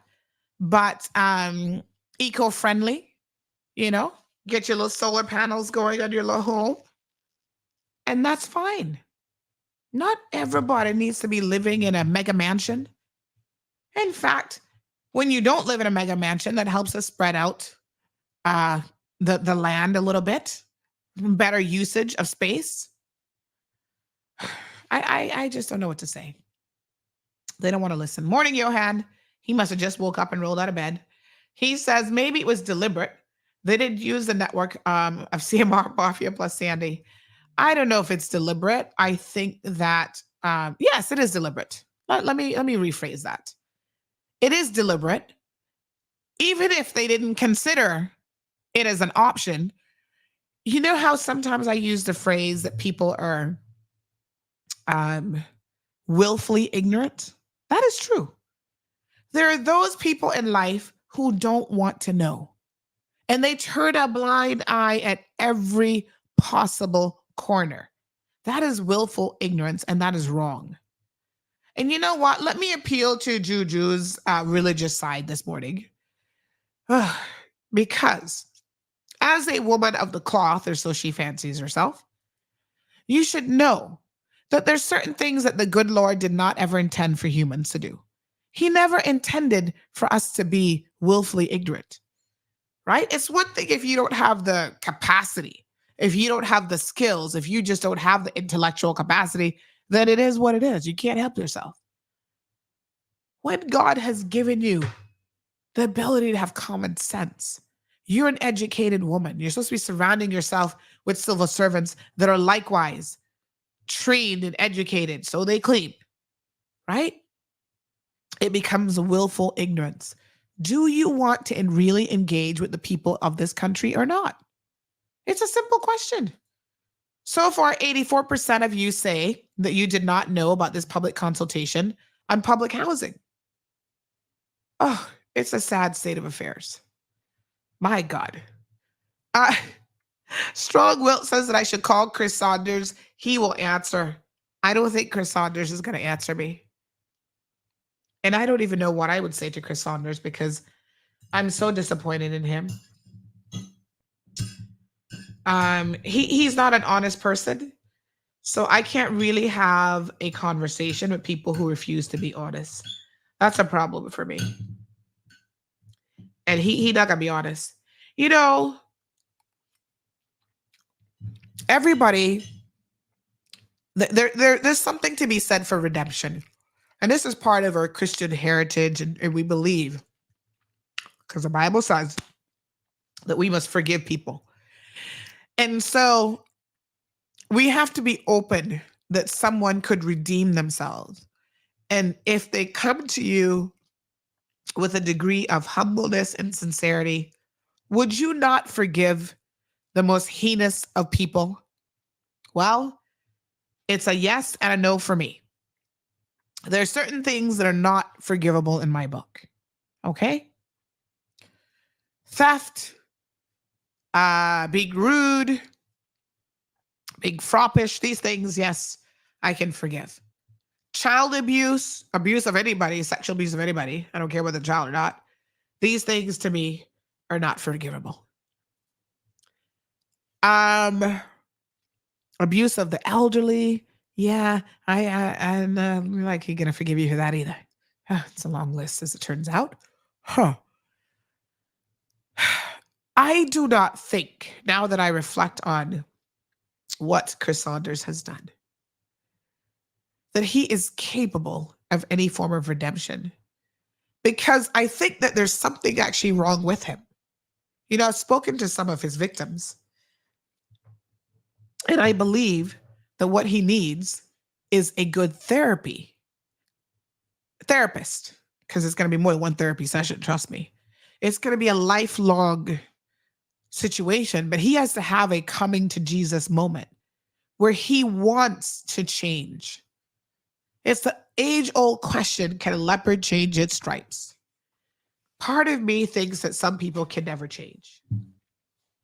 Another part of me thinks that redemption and change is possible for anybody. But you have got to be sincere about it. And I don't think we're going to get that from him. So I don't know, honey child. But no, I don't believe he would answer the phone. And I have nothing to say to him that I do not already say in the public space. My message for him, I'm sure he has heard loud and clear right here on this platform. As Pat said, which cloth? Well, I don't know nothing about that, but Irvlin says lack of communication and poor advertisement. CC says, I didn't hear about it. Keep voting. Let me pull back up the screen here. Johan says, MP Saunders, do not pick up Sandy's call unless she's looking to apologize and be your friend again. Lord Jesus. No, sir. Now, y'all know Johan is crazy. Cameron said, did you say froppish? He needs repentance, says Anne. I don't know. I don't think it's possible. First of all, you would need to admit that there's something wrong with yourself before you can be redeemed, says Gareth. Amen to that. Hallelujah. Praise the Lord. Yes. And you can't be doing it for some contrived reason like you're trying to get votes. You have to really, you know what he should do? Let me tell you what he should do. He should come out of politics and he should go and get some professional help and put his family first. Because I can't imagine what his wife must be feeling, knowing the kind of person he is. No wonder she had a good Jamaica the other day. She probably needed a vacation from him. You know what I'm saying?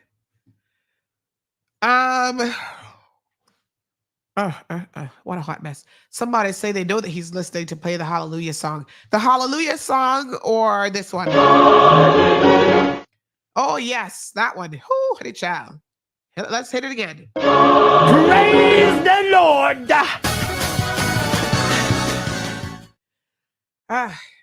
This person says, someone already WhatsApp him. That was John, not true.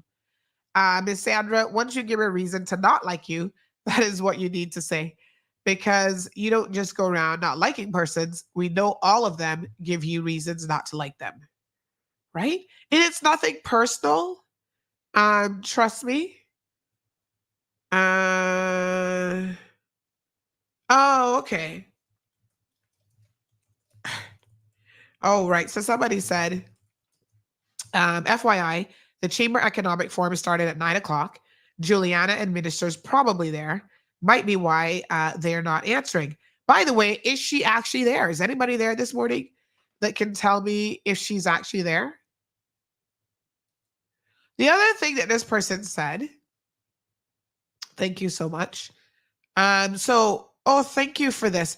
266 people decided on Juliana O'Connor Conley being a representative for Cayman Brac, and now she is the leader of this country. Imagine 260. Hello, we almost have double that on this show right now. that voted this woman into office. What a hot mess. I tell you. No, sir. Wow. I am always amazed at how much you know. No one can enter or exit Cayman without you knowing. Oh, Lord Jesus. It's a small place, trust me. Speaking of that, the other day I had to chuckle when we were talking about Tristan, and somebody said, oh yeah, he just came back yesterday on that flight with his wife, that Spanish woman that make him travel so much. He be up and down spending his civil servant money. I said, oh, geez, and peace. Y'all are too much. Y'all are too much. No, sir. Okay. All right, honey, chill. So I don't know if Juju's there this morning or not. She was supposed to speak, but she also didn't show up last night to the UCCI function. See, this person says, Anna, a hot mess. Joke this Friday morning, 200 people, Juju. Yes, sir. I'm so eager to hear the story behind this because, what? Join the group to see the post? Huh? Oh, okay. That's so funny. All right. Somebody says you're being idle. Yes, well, sometimes that's possible. One man, one vote needs to go. Rough Seas says, I think there would be a lot of certain disappointed people. Leroy says, boy, I don't know, is it?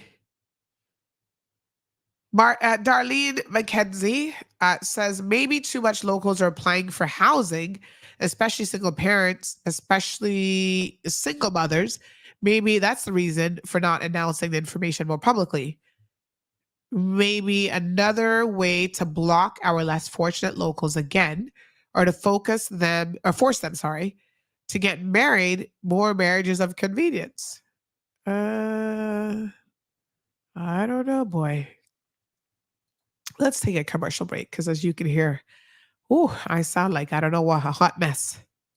Final notice. Business closure of Aeropost GCM. Aeropost Grand Cayman will permanently cease operations in the Cayman Islands. Closure date, January 31st, 2024. We sincerely thank you for your business and support over the years. Your loyalty has been greatly appreciated. For collection of pending packages, please contact 345-814-2438. Please be advised that Dino Nazi and Saxon Pope are no longer associated with Aeropost Grand Cayman. Sincerely, Aeropost GCM. Recover Personal Injury Attorneys, helping injured people get what they deserve. Did you know that insurance companies have lawyers that represent their interests? Before signing and accepting any settlement, know your rights. Call us today for a free consultation at 924-9999. That's 924-9999. Recover. Your personal injury attorneys are on standby to assist. Are you tired of overpaying for TV services?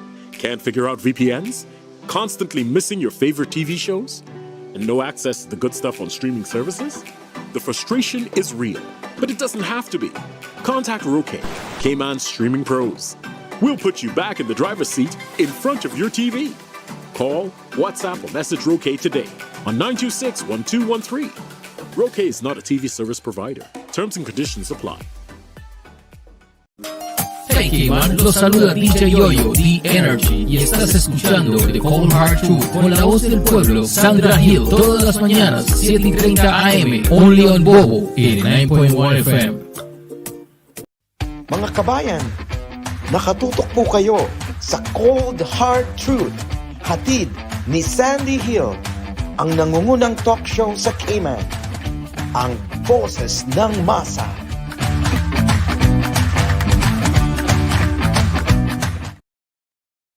All right, folks, welcome back. Happy Friday.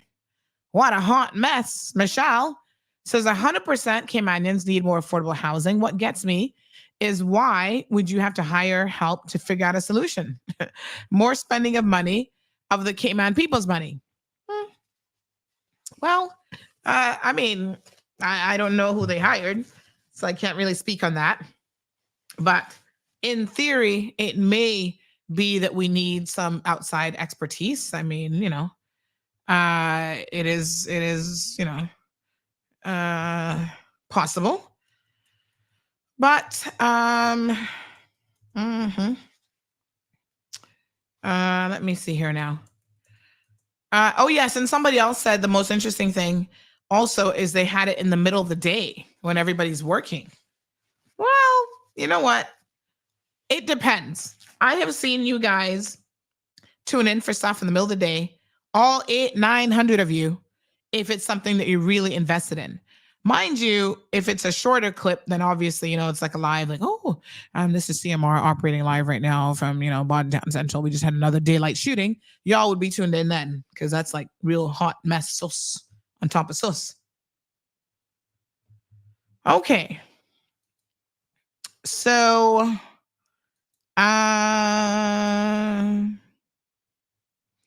yep.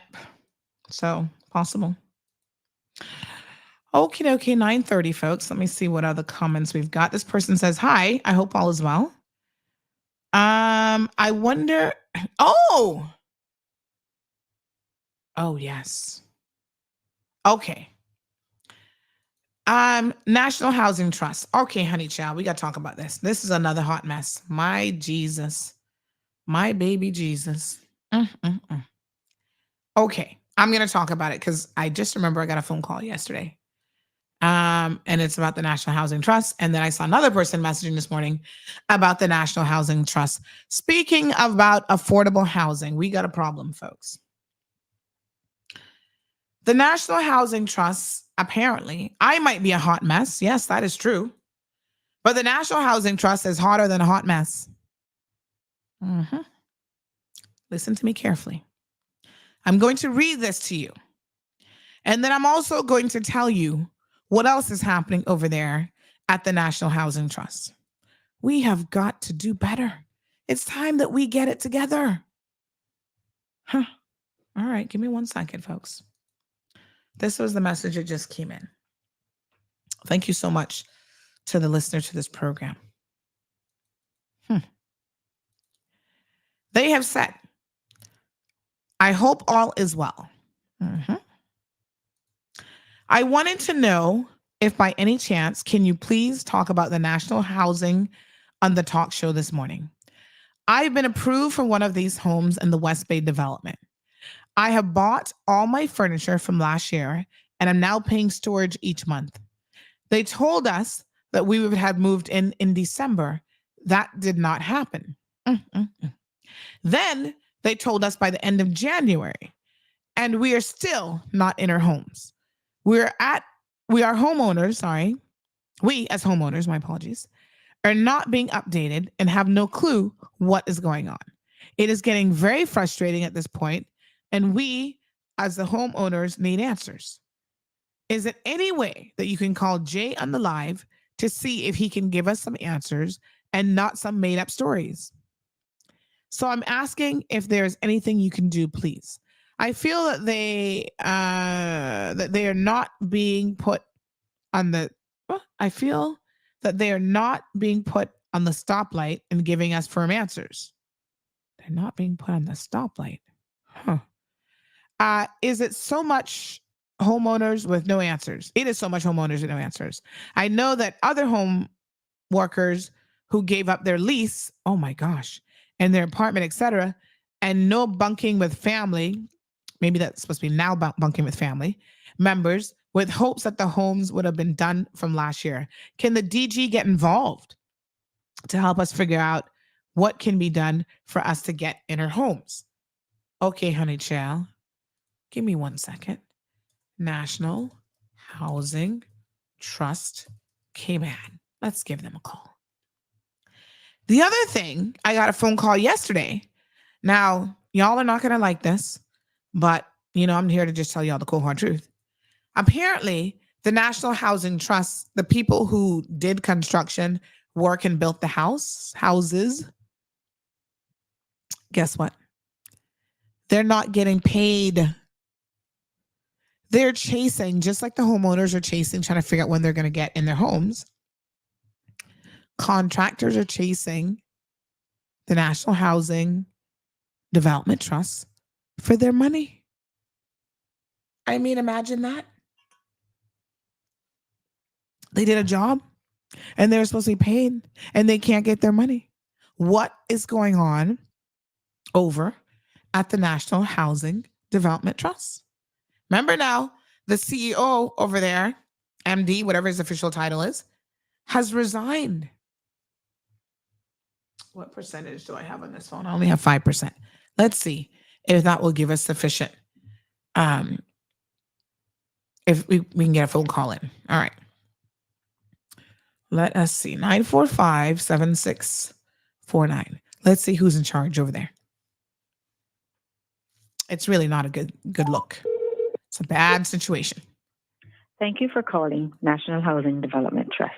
Our business hours are 9 a.m. to 4:30 p.m. Monday to Fridays. Your call is important to us. Please listen carefully to the following options. For affordable housing and build on your property queries, press 1. For projects and maintenance, press 2. For finance and accounts, press 3. For all other queries and the general manager, press 0. Okay, let's see. General manager time. You are being transferred to the operator.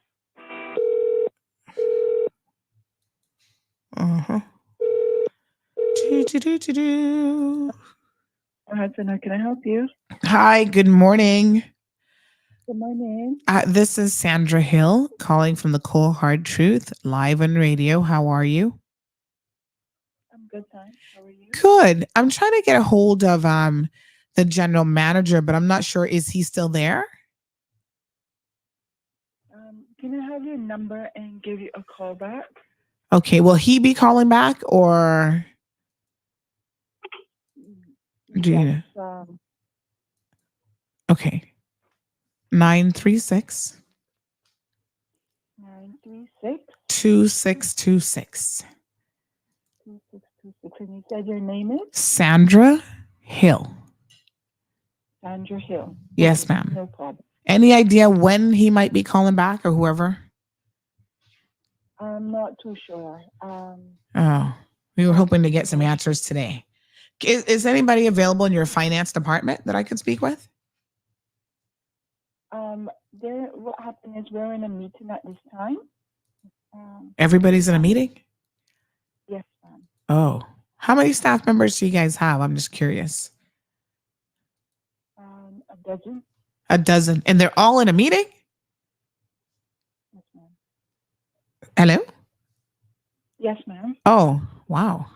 A dozen people in a meeting. Ooh, honey child, that's probably not very efficient. Okay. Well, please ask them to give me a call back. And I can tell you what the two questions are that I have, if that helps. First question is, the people in West Bay, for the West Bay development, want to know when they're actually going to get in their homes, because they were told December, then January, and now here we are in February. The second question. Yes, ma'am. Can I give you a call back? Oh, give you a call back. You're going to give me a call back? Yes, ma'am. Okay, thank you. Okay. She can't even take the questions for the person that's supposed to be calling me back. And they're all in a meeting? That's why y'all don't get nothing done. Too many meetings. Sitting out eating donuts in the mornings and not getting nothing done. So we got two very, very serious issues here. Contractors not getting paid, and then the people who are supposed to be moving into said homes can't get in. Somebody said, Sandy, that's all they says about meetings. Somebody's always in a meeting. They too lie, don't know how to answer.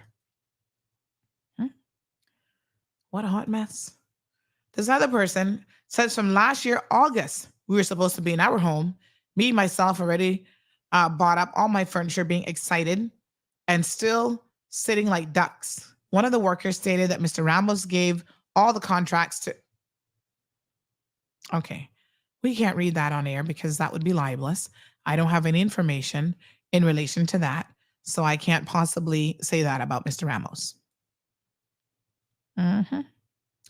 All right. They say they like too much.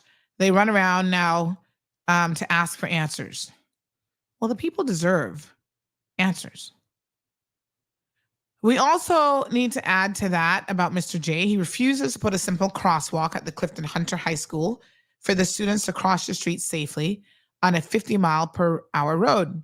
He claims the Northside residents do not want it. All schools have a crosswalk except Clifton Hunter. Why would Northside residents have that much influence on the safety of our children? This might be a question for the NRA. Let me send that one to the NRA. I'll ask the question. I can't believe an MP would even say that, but they don't want it. Yesterday, I saw a Honda. I couldn't get the license plate number, but it was right there in Lower Valley before you get to, what's that development? Little Savannah Gardens or something it's called. So a bus stopped. This is the first time I've actually ever seen a bus warden get off the bus. The bus warden got off the bus and was making sure that the young ladies were crossing the street safely.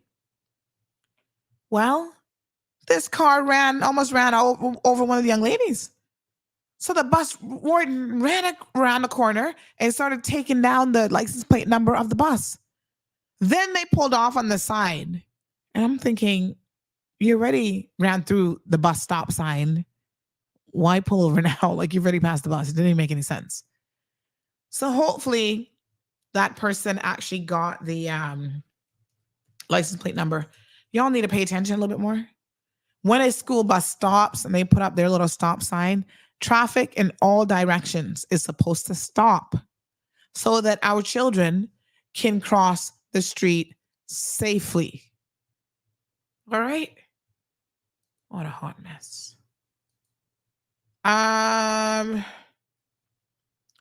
This one says, good morning, just sharing. After long honk and probably being frustrated at me for driving the limit in a school zone, this driver decided that he couldn't wait.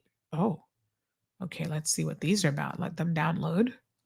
Wow, not good.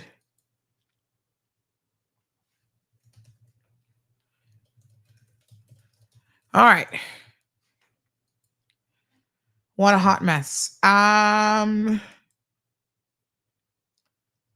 So can anybody tell me if Miss Juliana O'Connor Conley is speaking at the Chamber Forum? Let me ask somebody who I think is there. Let me see. She might have given that speech to John too. Let's see. She has to spend a lot of time back and forth now that she's premier between Kim and Brack and Little Cayman, because remember, of course, her Brackers are fully expecting her to show up for them and be there for their school days and sports days and all that kind of stuff. Because again, she needs 266 votes, at least, maybe even less. So I kind of don't think that she's going to be there today, but I'm trying to confirm and find out. Oh, somebody says she's at the Chamber event and speaking. Are you sure? Because she's supposed to be there last night too. She might be on the agenda, but I need to know if she's actually there. Oh, you heard about her writing that speech for John. Which speech for John? No, honey child. That was supposed to be her speech. I mean, I don't know. But she just didn't show up. So somebody says, yes, she's there. Okay. Well, I guess she's trying to make a good show for the business community. All right. Big shout out to all the Kipton staff today who are making sure that this event is a success. Don't forget, folks, please go and vote. So far, 85% of you have said that you knew nothing about this consultation. We're going to give this to the government folks and encourage them to try to do a better job with getting the word out there about government events. 85% of you, but I need the numbers to go up even higher, because then they're going to claim, well, y'all are in the minority, sorry. So keep on voting, honey child. Keep on voting. Darlene says, go to the office now. Me? Oh, Lord. All are Indians and no chief because everyone knows how to work, but none know how to lead. I don't know if they know how to work either, honey child, but all right. Let's have a look at some of these videos that have just been sent in. Again, poor driving in this country remains a concern as we try to head to safer, safer roadways. Have a look at this, honey child. So this person wrote in and said that after a long honk and probably being frustrated at me for driving the speed limit, this truck driver decided he can't wait. And we have a license plate. Oh my God, that truck behind you? Oh, geez, I'm peace. Wait. Let me back up. Back it up. Okay. So he's barreling. This looks like north side. This is north side, right? Yeah, this looks like north side. All right, so they're going down the road. Oh my gosh, he's coming down quick, honey child. Whoa. Coming down fast. He's coming. Oh my gosh, getting closer. Yes, honey chill. Uh-huh. Okay. Wow. All right. He had to slow down though, because he looks like he was coming fast and furious. So there we go. 7:49 this morning. Okay. Uh-huh. Oh. Wow. Yes, sir. Isn't this a school right there? Is that the school? Yeah, that's a school. Oh my God. I mean, it's not a double line, but right in front of the school? That's when he decides to pass? Oh. Wow. Oh, too bad you don't have audio. You need to get audio on your webcam, honey child. And then again, it probably would have caught you cussing him out. So, oh no! Whoa. It's flashing. You're in the school zone. Oh, man. Doing... Oh, my gosh. No. You can't be doing that in front of the school. Oh, my goodness. This person says, terrible. But Sue says, terrible. Where's the police? Everton, that was not a speed camera, but that was a little flashing speed thing to remind you of the speed that you're doing. So he's passing right in front of the school, which that is supposed to be a 15 mile per hour zone during certain times of the day. That time when it was blinking would be one of the times of the day. Oh my God, y'all are horrible. Oh. Johan says there's a greater chance of me giving up Haagen-Dazs ice cream than the premier answering your call. And we know he's not giving that up. Oh my God, not Johan. Ricardo, good morning. Good morning to Mel. Melanie Carmichael says Chamber Economic Forum is going on today with addresses from the majority of Parliament reps. Yes, thank you so much. We do have the agenda here. I don't think I'm actually going to go. And now that I'm looking at the agenda, it's interesting. Where are the really good speakers? Not for nothing, but I mean, last year they had some phenomenal speakers at this event. All right, let me show you all the agenda. I noticed that there really aren't any visitors speaking this year. And I'll be quite frank with you. For an economic forum, I found them to be the most interesting because I want to hear what else is happening elsewhere in the world with the economy. Because normally, that means we need to prepare. So just as a word of note, we didn't post this up, but 2 days ago, the feds in the US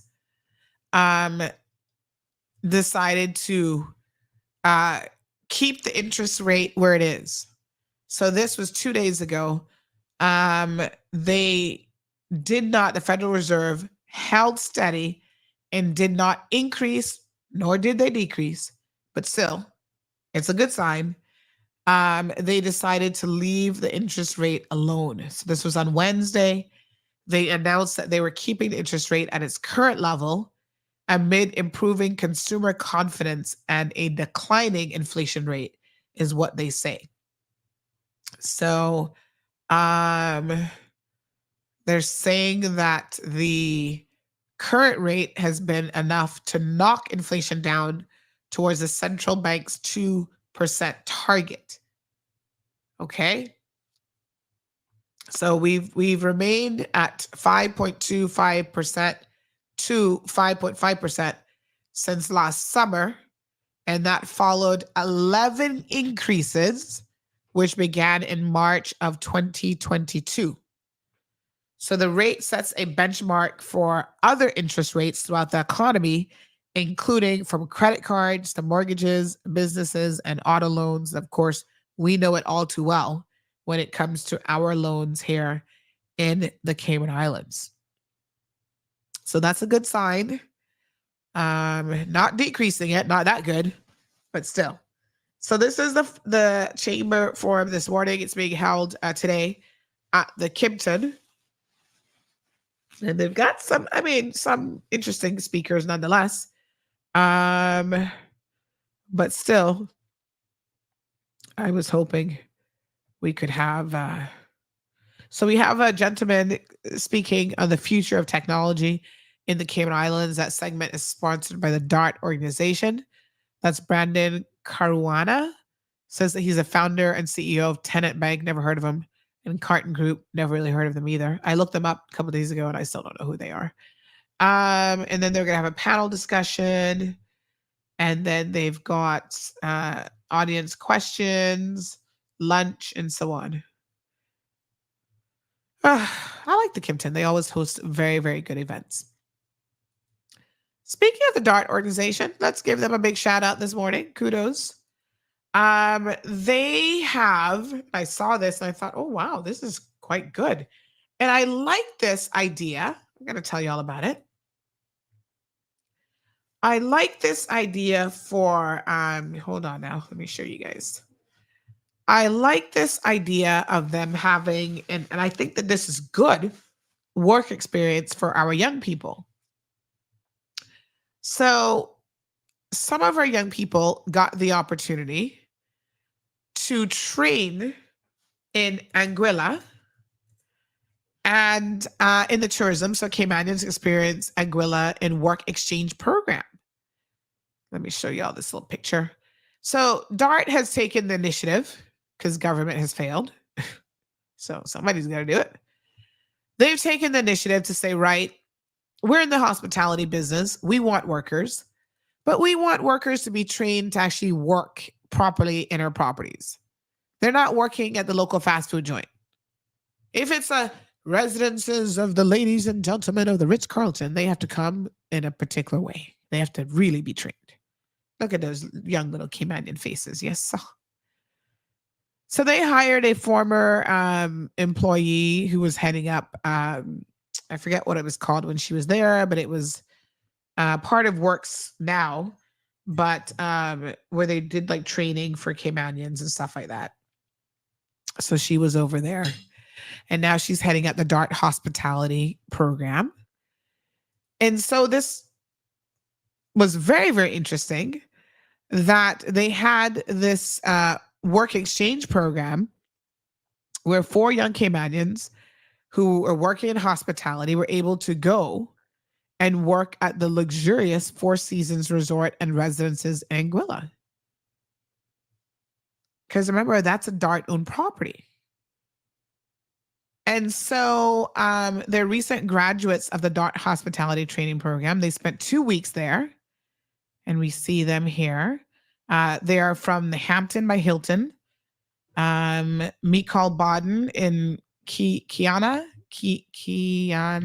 Tibbetts, are at the Kimpton Seafire, and Jamar Ellis. They recently graduated as part of the latest cohort of the DART Hospitality Training Program in November 2023. So remember that The DART organization acquired the Four Seasons Resort and Residences in Anguilla in 2022. And they've introduced this work exchange program to provide an opportunity for these 4 young people to be exposed to and immersed in what they say is a leading global luxury hotel brand while gaining valuable training. So they're cross-training in different areas, including departments at the resort, including finance, security, food and beverage, rooms division, and guest services. I think this is a great idea, actually. So the Hotel Indigo is going to be coming online to open in April of 2024. I want to see this hotel. I'm looking every day past there. I'm looking at the progress that it's making. April already? Wow. Okay. And so one of these young people, let me see which Baden this is now. Mikal, is that his name? He was recently promoted to be a loss prevention supervisor at Hotel Indigo and will transition into a new role when the hotel opens in April of 2024. Nice. Good for you. So, listen. The other thing, I want to go train in hospitality because I'd like a trip. DART recently opened this uber luxurious property in Orlando. Oh my gosh. Let me tell you a little bit about it. It's called Evermore Resort. Here you know. Y'all want to hear about this one? 8-acre Crystal Lagoon.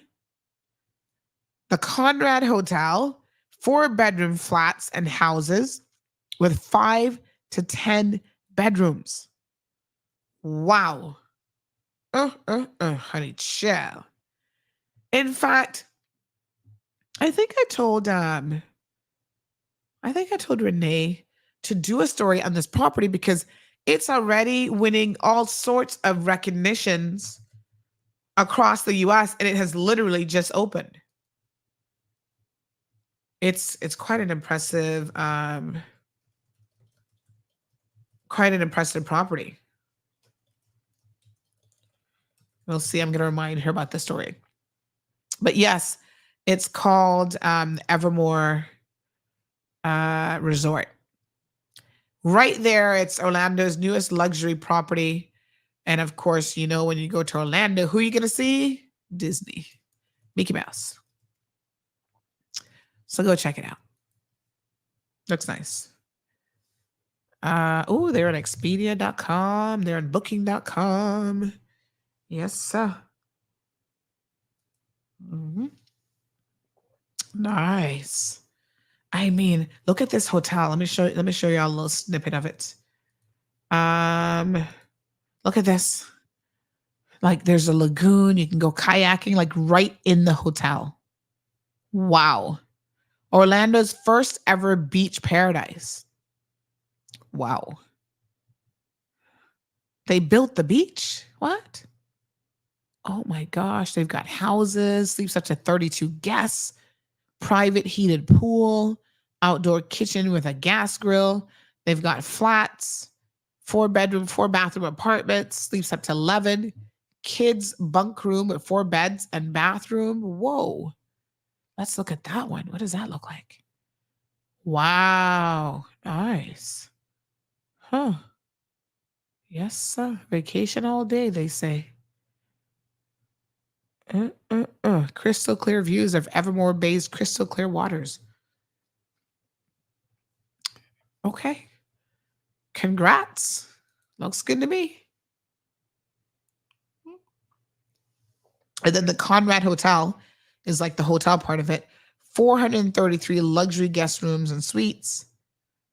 Inspired by local freshwater springs, elegant contemporary design and decor. Water garden guest rooms for wellness. Oh, yeah. Let's see. Okay. Look at this property. Look at this. Truly amazing. Huh. What a mess. Wow, that's nice. The spa. Ooh, that looks beautiful. Huh. Okay. Anywho. Yeah, send some Caymanians there to train too while you're at it. I mean, this is wow, look at the meeting room. This is a beautiful property. So this is the benefit of having properties in different, jurisdictions and stuff. You can obviously send people abroad and cross-train them, which I think is probably actually quite an excellent idea. All right. Rusty says, to be fair, her car was ahead of that truck coming to that speed light. Yes, but I don't think it's about that. And no one is necessarily saying that he is speeding, although by extension, if she was only doing 50 miles per hour and he was overtaking her in a school zone that's 50 miles per hour, he would have to have been doing more than the 50 miles per hour to overtake her. So how are they both in the wrong? How is she in the wrong? I don't understand that. Huh. All right. Everton says our economy is the best compared to the rest of the world. Pricing, we thought we were going into recession, but we just got a little taste of it. So economy is doing really great. I wouldn't say great, Everton. There's a lot of businesses that are closing, even here. So I think we're holding on. We're holding steady. Lots of retail stores closing overseas as well. So at the end of the day, I think the truth of the matter is sometimes a trickle down doesn't happen quite as quickly. So we should probably just keep an eye out and see. All right. Let's see any other comments coming in.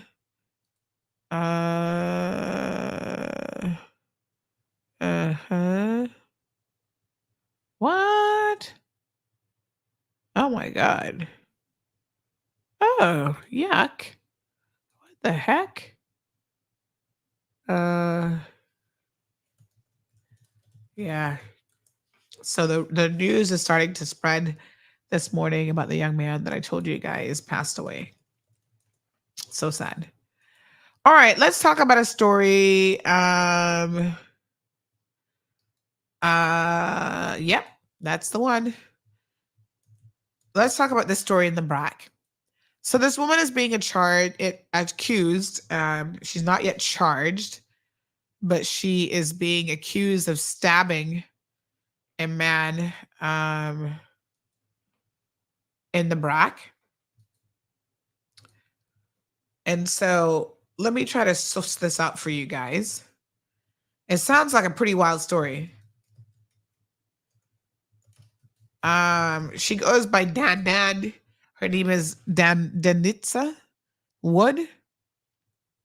She recently got out of prison. And I didn't know this, so this was news to me, but apparently I don't know who it is exactly, which government department would do this, but they actually send prison people, like people who recently released to Cayman Brac, in order for them to work on the roads there. Now, not for nothing, but this is actually a horrible idea. Brackers, I'm taking up for y'all this morning. I don't know who thought that this was a good idea, but this is not a good idea. And I'm going to tell you why right after this quick commercial break.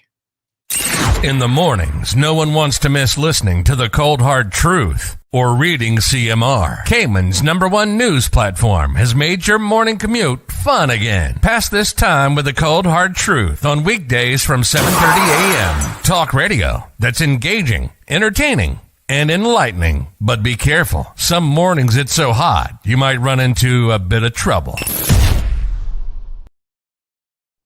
Get your water ready. Get your tea ready.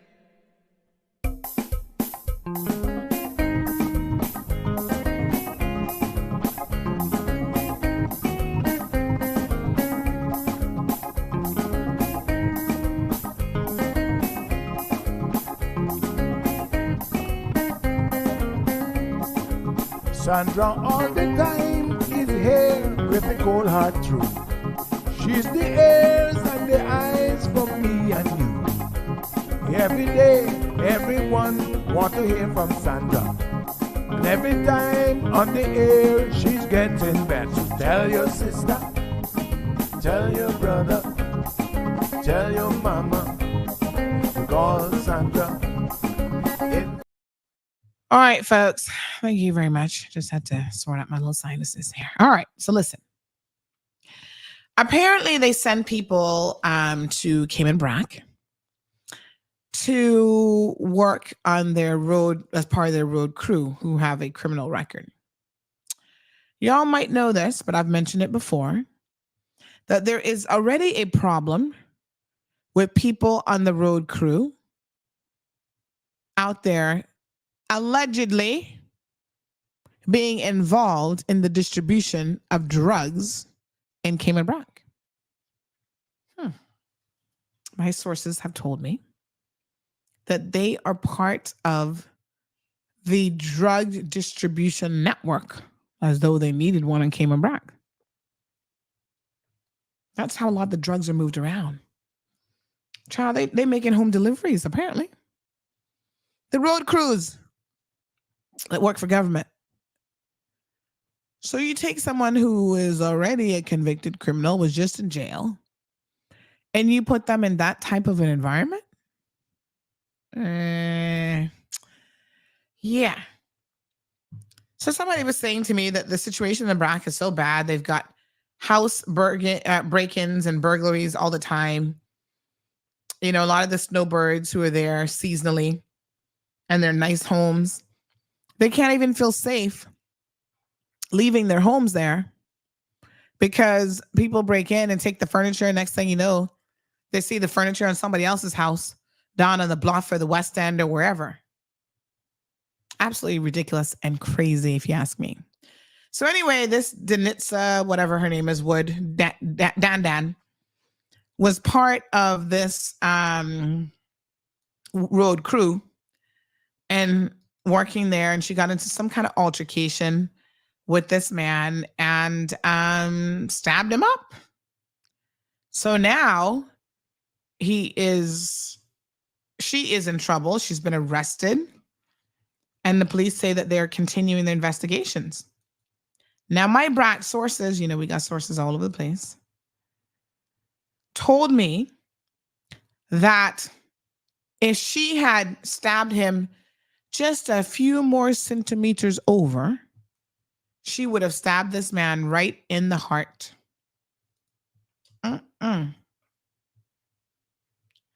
What a mess.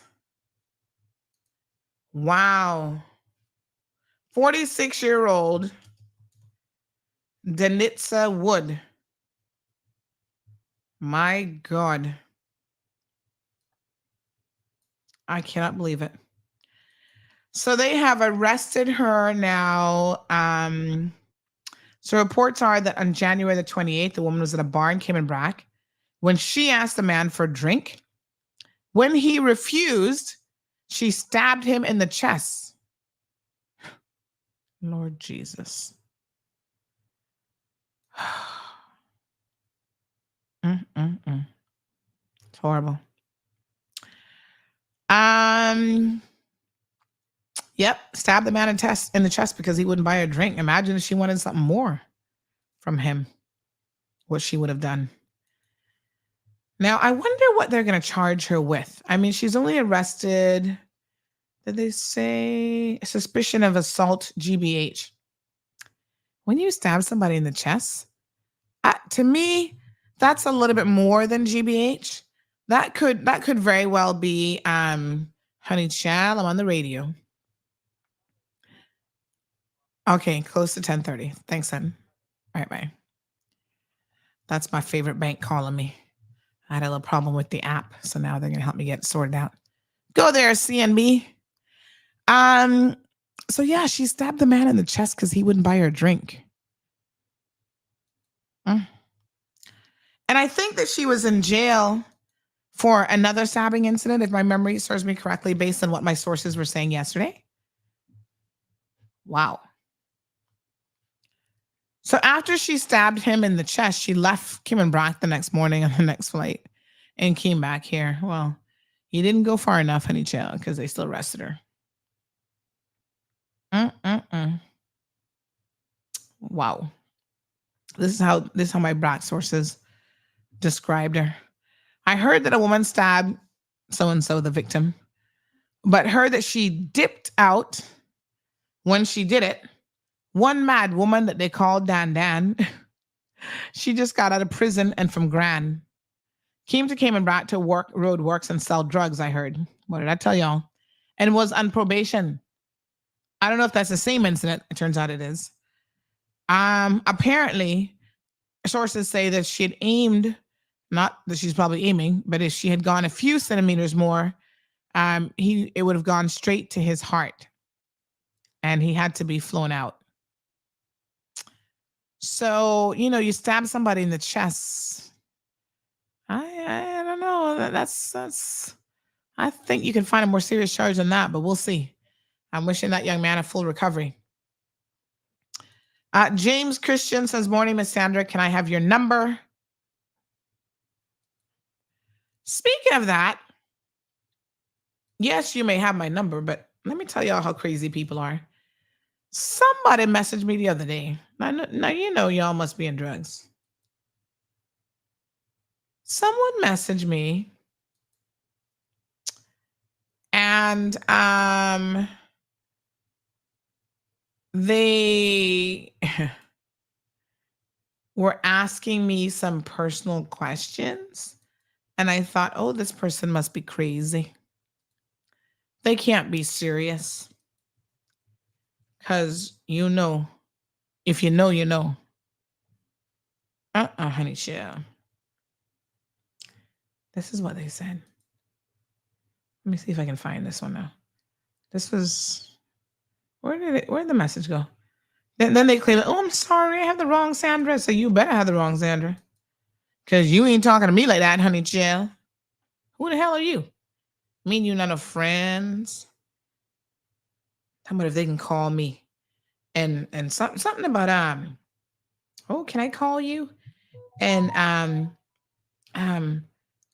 want to go out with you. Something. I was like, you must have done fallen and hit your head, honey child, because you definitely cannot possibly be talking to me.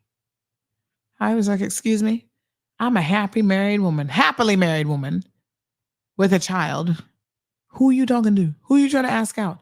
Oh, I'm so sorry, it's wrong, Sandra. I didn't believe that for 1 minute. This is what the person said to me. Where you live, first of all, that ain't none of your damn business. I want to know about you. I like you. You busy? Can I call you? And then they actually called.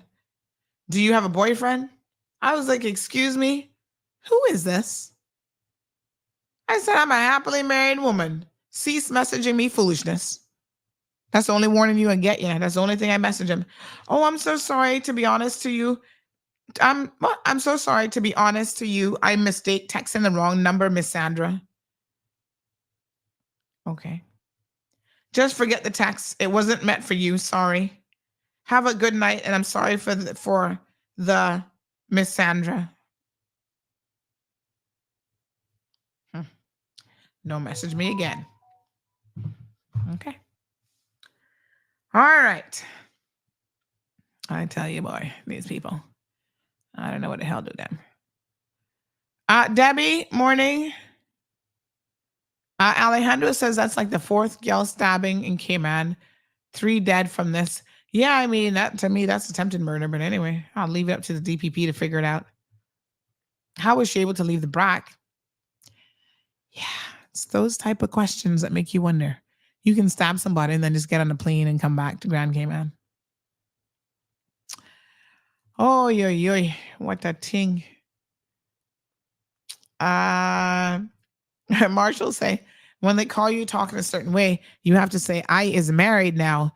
Yeah, that's why I had to correct her friend yesterday. Get the name straight now, because I've been married for more than a hot minute.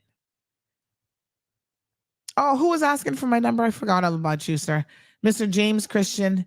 The number is 324-1612. Don't abuse it. Don't misuse it. Johan, try and behave yourself. I have a connection with the junk in the brack. Junk. Okay.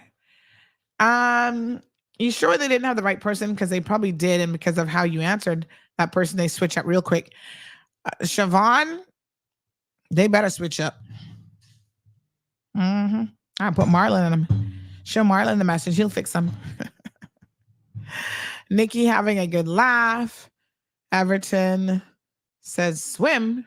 Where are we swimming to, honey child? 15 minutes left in the program. Let me just see what else I wanted to discuss today. I did have a full agenda listed. Let me just say, oh, my God. How could I forget? What in tarnation? And Marlon has his own army, says Nikki. She's in the army. Trust me. She gonna fix y'all. Help me figure this out. What in tarnation is... Hold on. Oh, why is it not hitting? This. What is this? What is this? Oh, Everton was saying she swam to the brack for the brack. Hello. Ew. Okay, let's talk about it. Because I saw some of y'all in the comment section talking about, oh, it's so cute. I want one. Let's not cull it now, you know. Oh, yeah, let's be friends. Y'all are crazy. No, honey child. We are not being friends with this Agama lizard. Small to moderate size, long-tailed, insectivorous, old world lizards. I guess that means that they probably eat insects only. I don't know, honey child. Somebody says, oh my God, it looks like Julie's dress. Oh my God, y'all are horrible. I don't know what to do with y'all some days. Lord Jesus, please make these people behave. Anywho, there are 37 species of them in Africa, honey child, and especially in sub-Saharan Africa, where in most regions, there's home to at least one species. Oh my gosh. They vary in color and range in size from 12 to 30 centimeters. That's 5 to 12 inches in length when fully grown. The color varies depending on the species, between genders, and according to the mood. So they actually change colors. Wow. For example, a dominant male in display mode, that means he's trying to get him a girlfriend, a little action, is far brighter than when it has been caught and beaten by another male. What? They do all of that? Whoa. Yes, sir. They fighting each other up for those girlfriends. Look at that. Or otherwise alarmed. Females tend to be less colorful than the males of the species. According to species, agamas live in the forest, in the bush, among rocks and on crags. But where their habitat has been cleared or simply occupied by humans, some species also adapt to life in villages and compounds. For example, inside the thatch of huts and other sheltering crevices. Agamids' hind legs generally are long and powerful, and the lizards can run and leap swiftly when alarmed. Oh, Lord have mercy. Leaping lizards? What in leaping lizards is this? No, sir. We don't need them around you. Wow. Just because they're pretty. Y'all so foolish. Oh, yeah, they're pretty. I like them. Make them come on through. This is considered an invasive lizard to the Cayman Islands. But the Department of Environment announced that it has been found here. Oh, my God.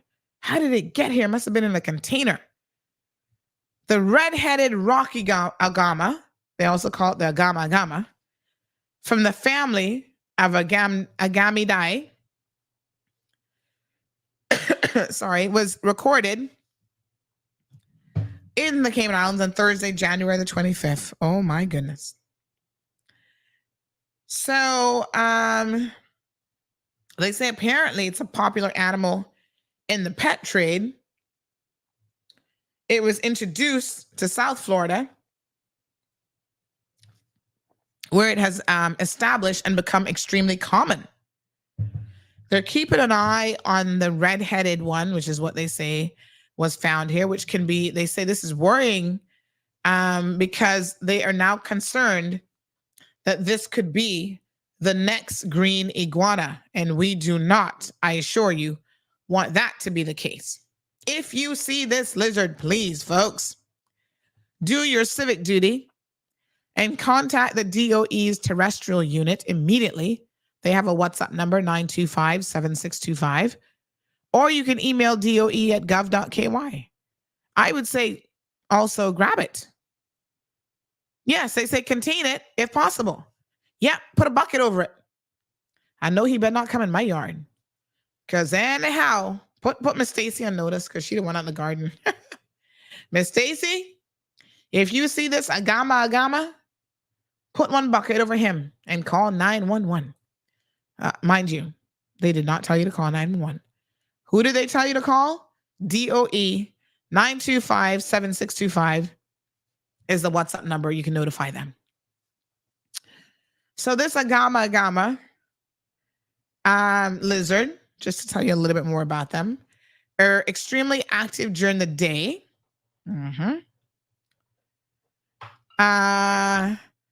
They can tolerate higher temperatures than most reptiles. But when temperatures approach 100 degrees Fahrenheit, they generally shelter in the shade. Males frequently threaten each other, yes, by nodding, weaving, and displaying their brightest colors to establish dominance. If that is insufficient, they lash their tails and threaten each other with open jaws. Wow, they sound aggressive. My goodness. The jaws are very powerful, and other males commonly have damaged tails as souvenirs of past combat. Yes, sir. Females may sometimes chase and fight one another, and hatchlings mimic the adult's behavior. Ooh, they sound crazy. They should call this a crazy lizard, not the gama.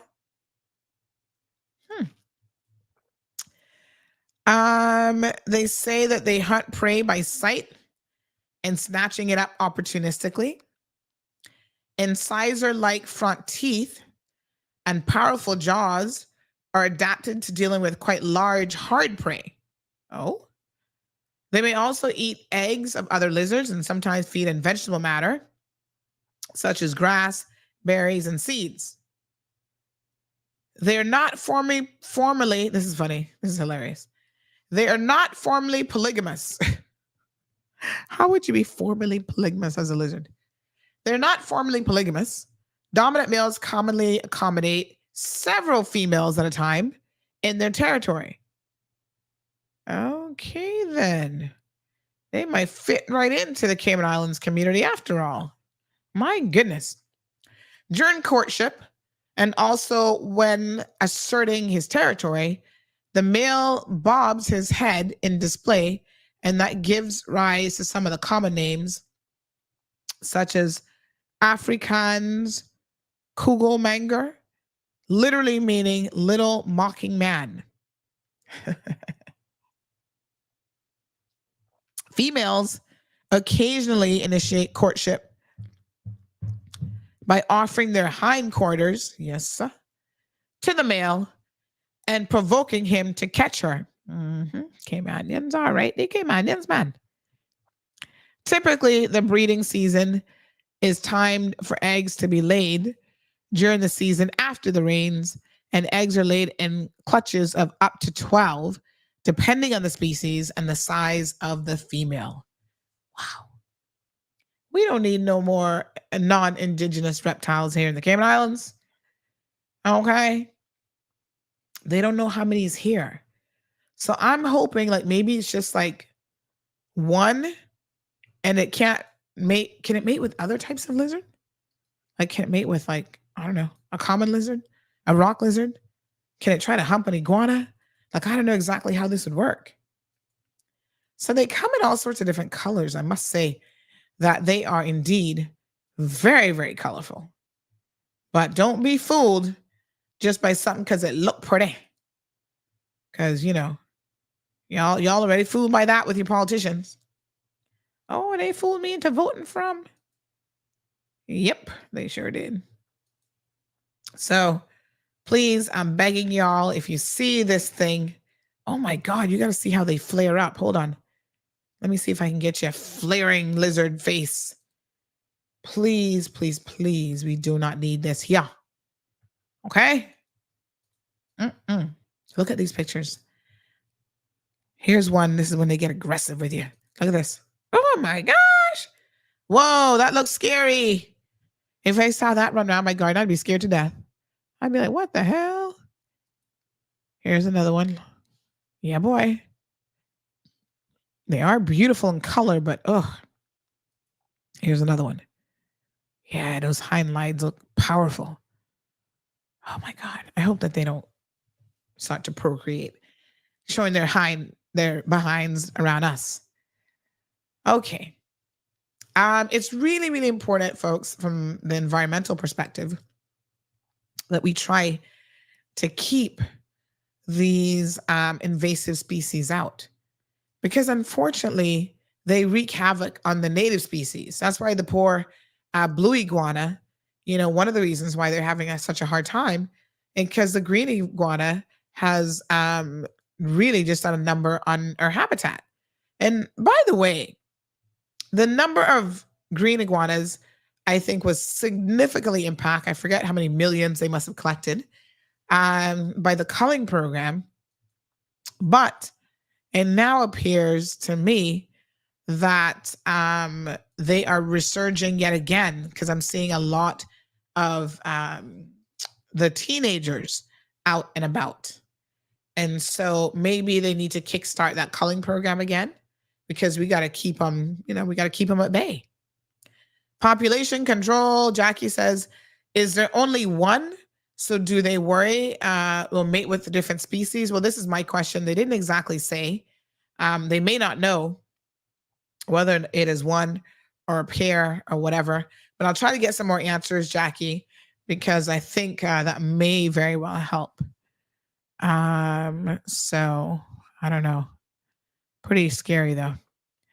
Ms. Brenda says, I hear that it'll eat cats and dogs, and maybe this could help with the overpopulation of strays that we have here. I don't think a lizard can eat a cat or dog. They're not that big.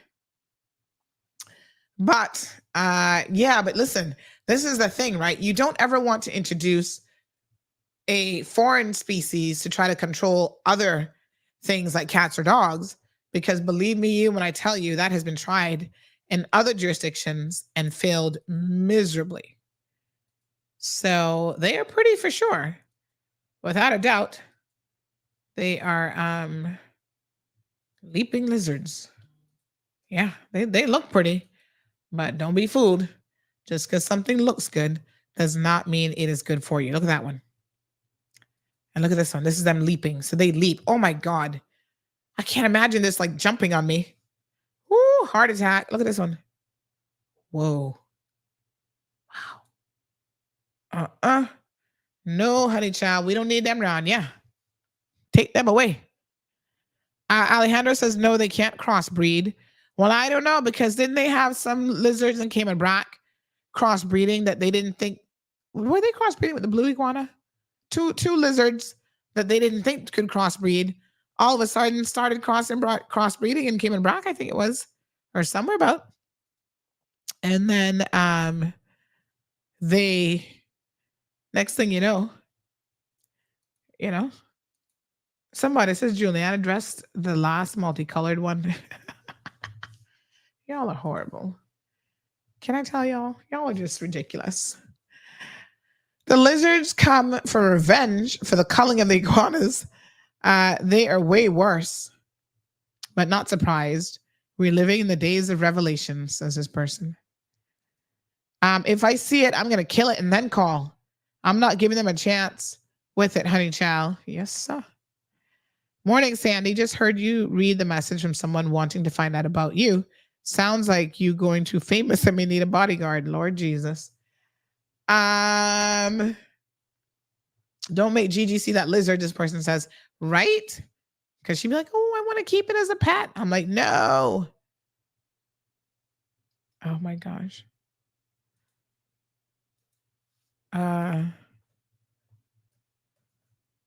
Yes, sir. Okay. All right. Okay. Uh-huh. All right, folks. Looks good. Uh-huh. Okay. All right. I think that's it. Everton says dinner. The lizard? Ew. All right, folks. I got a busy day. It's Friday. I got a lot of work to do. I want y'all to have an absolutely wonderful weekend. Please be safe. No drinking and driving. No stupid and driving. No, what else? No distracting driving. All right. Jeff says, anyone knows what's going on in Lower Valley? Haven't heard yet. An accident, maybe? Not sure. I'll let you know. Keep it tuned, folks. CMR, your number one news site, number one talk show. Check out Lavana's Kitchen. She says support local, support Lavana's Kitchen. Go down and get some lunch. What's on the menu today, Lavana? Let us know what the menu is looking like. Some good food. All right. I think that's all I got for you.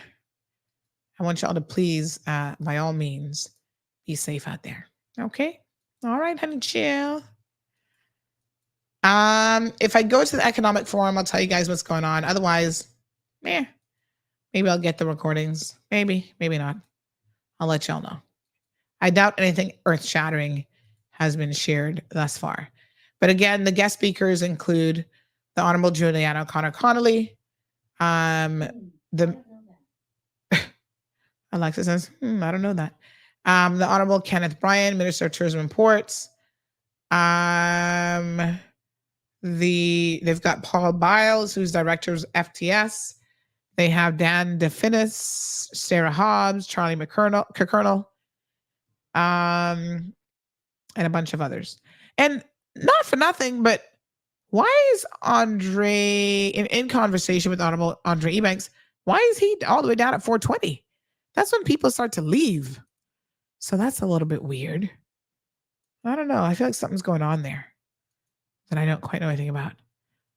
All right, Lavana's Kitchen. Thank you. Multiple people sent me the menu. She's got stew kunk, Cayman style lobster. That sounds delicious. Stew turtle. Oxtail, barbecue chicken, curry chicken, cow foot, grilled chicken, breasts, fried chicken, and then you get the sides: white rice, rice and beans, green salad, mac and cheese, potato salad, bread kind, cornbread, and pasta salad. For soup, they've got soursop, yummy, tamarind, water, and canned sodas. Canned sodas still $1. That's a good price. Go check her out, Lavana's Kitchen. All right, folks, please have a super safe weekend. We'll catch you back on Monday morning. Don't forget, Aeropost Grand Cayman has this message for you. Final notice. Business closure of Aeropost GCM. Aeropost Grand Cayman will permanently cease operations in the Cayman Islands. Closure date, January 31st, 2024. We sincerely thank you for your business and support over the years. Your loyalty has been greatly appreciated. For collection of pending packages, please contact 345-814-2438. Please be advised that Dino Nazi and Saxon Pope are no longer associated with Aeropost Grand Cayman. Sincerely, Aeropost GCM. Thank you for tuning in to another episode of The Cold Hard Truth on Bobo 89.1 FM. Cayman's #1 talk show is live weekdays from 7:30 a.m. Never miss an episode again. Watch anytime on CMR's Facebook and YouTube channels for the latest show episodes. Don't forget to follow us online on our social media channels. And visit CaymanMarlRoad.com for all the latest news and community happenings.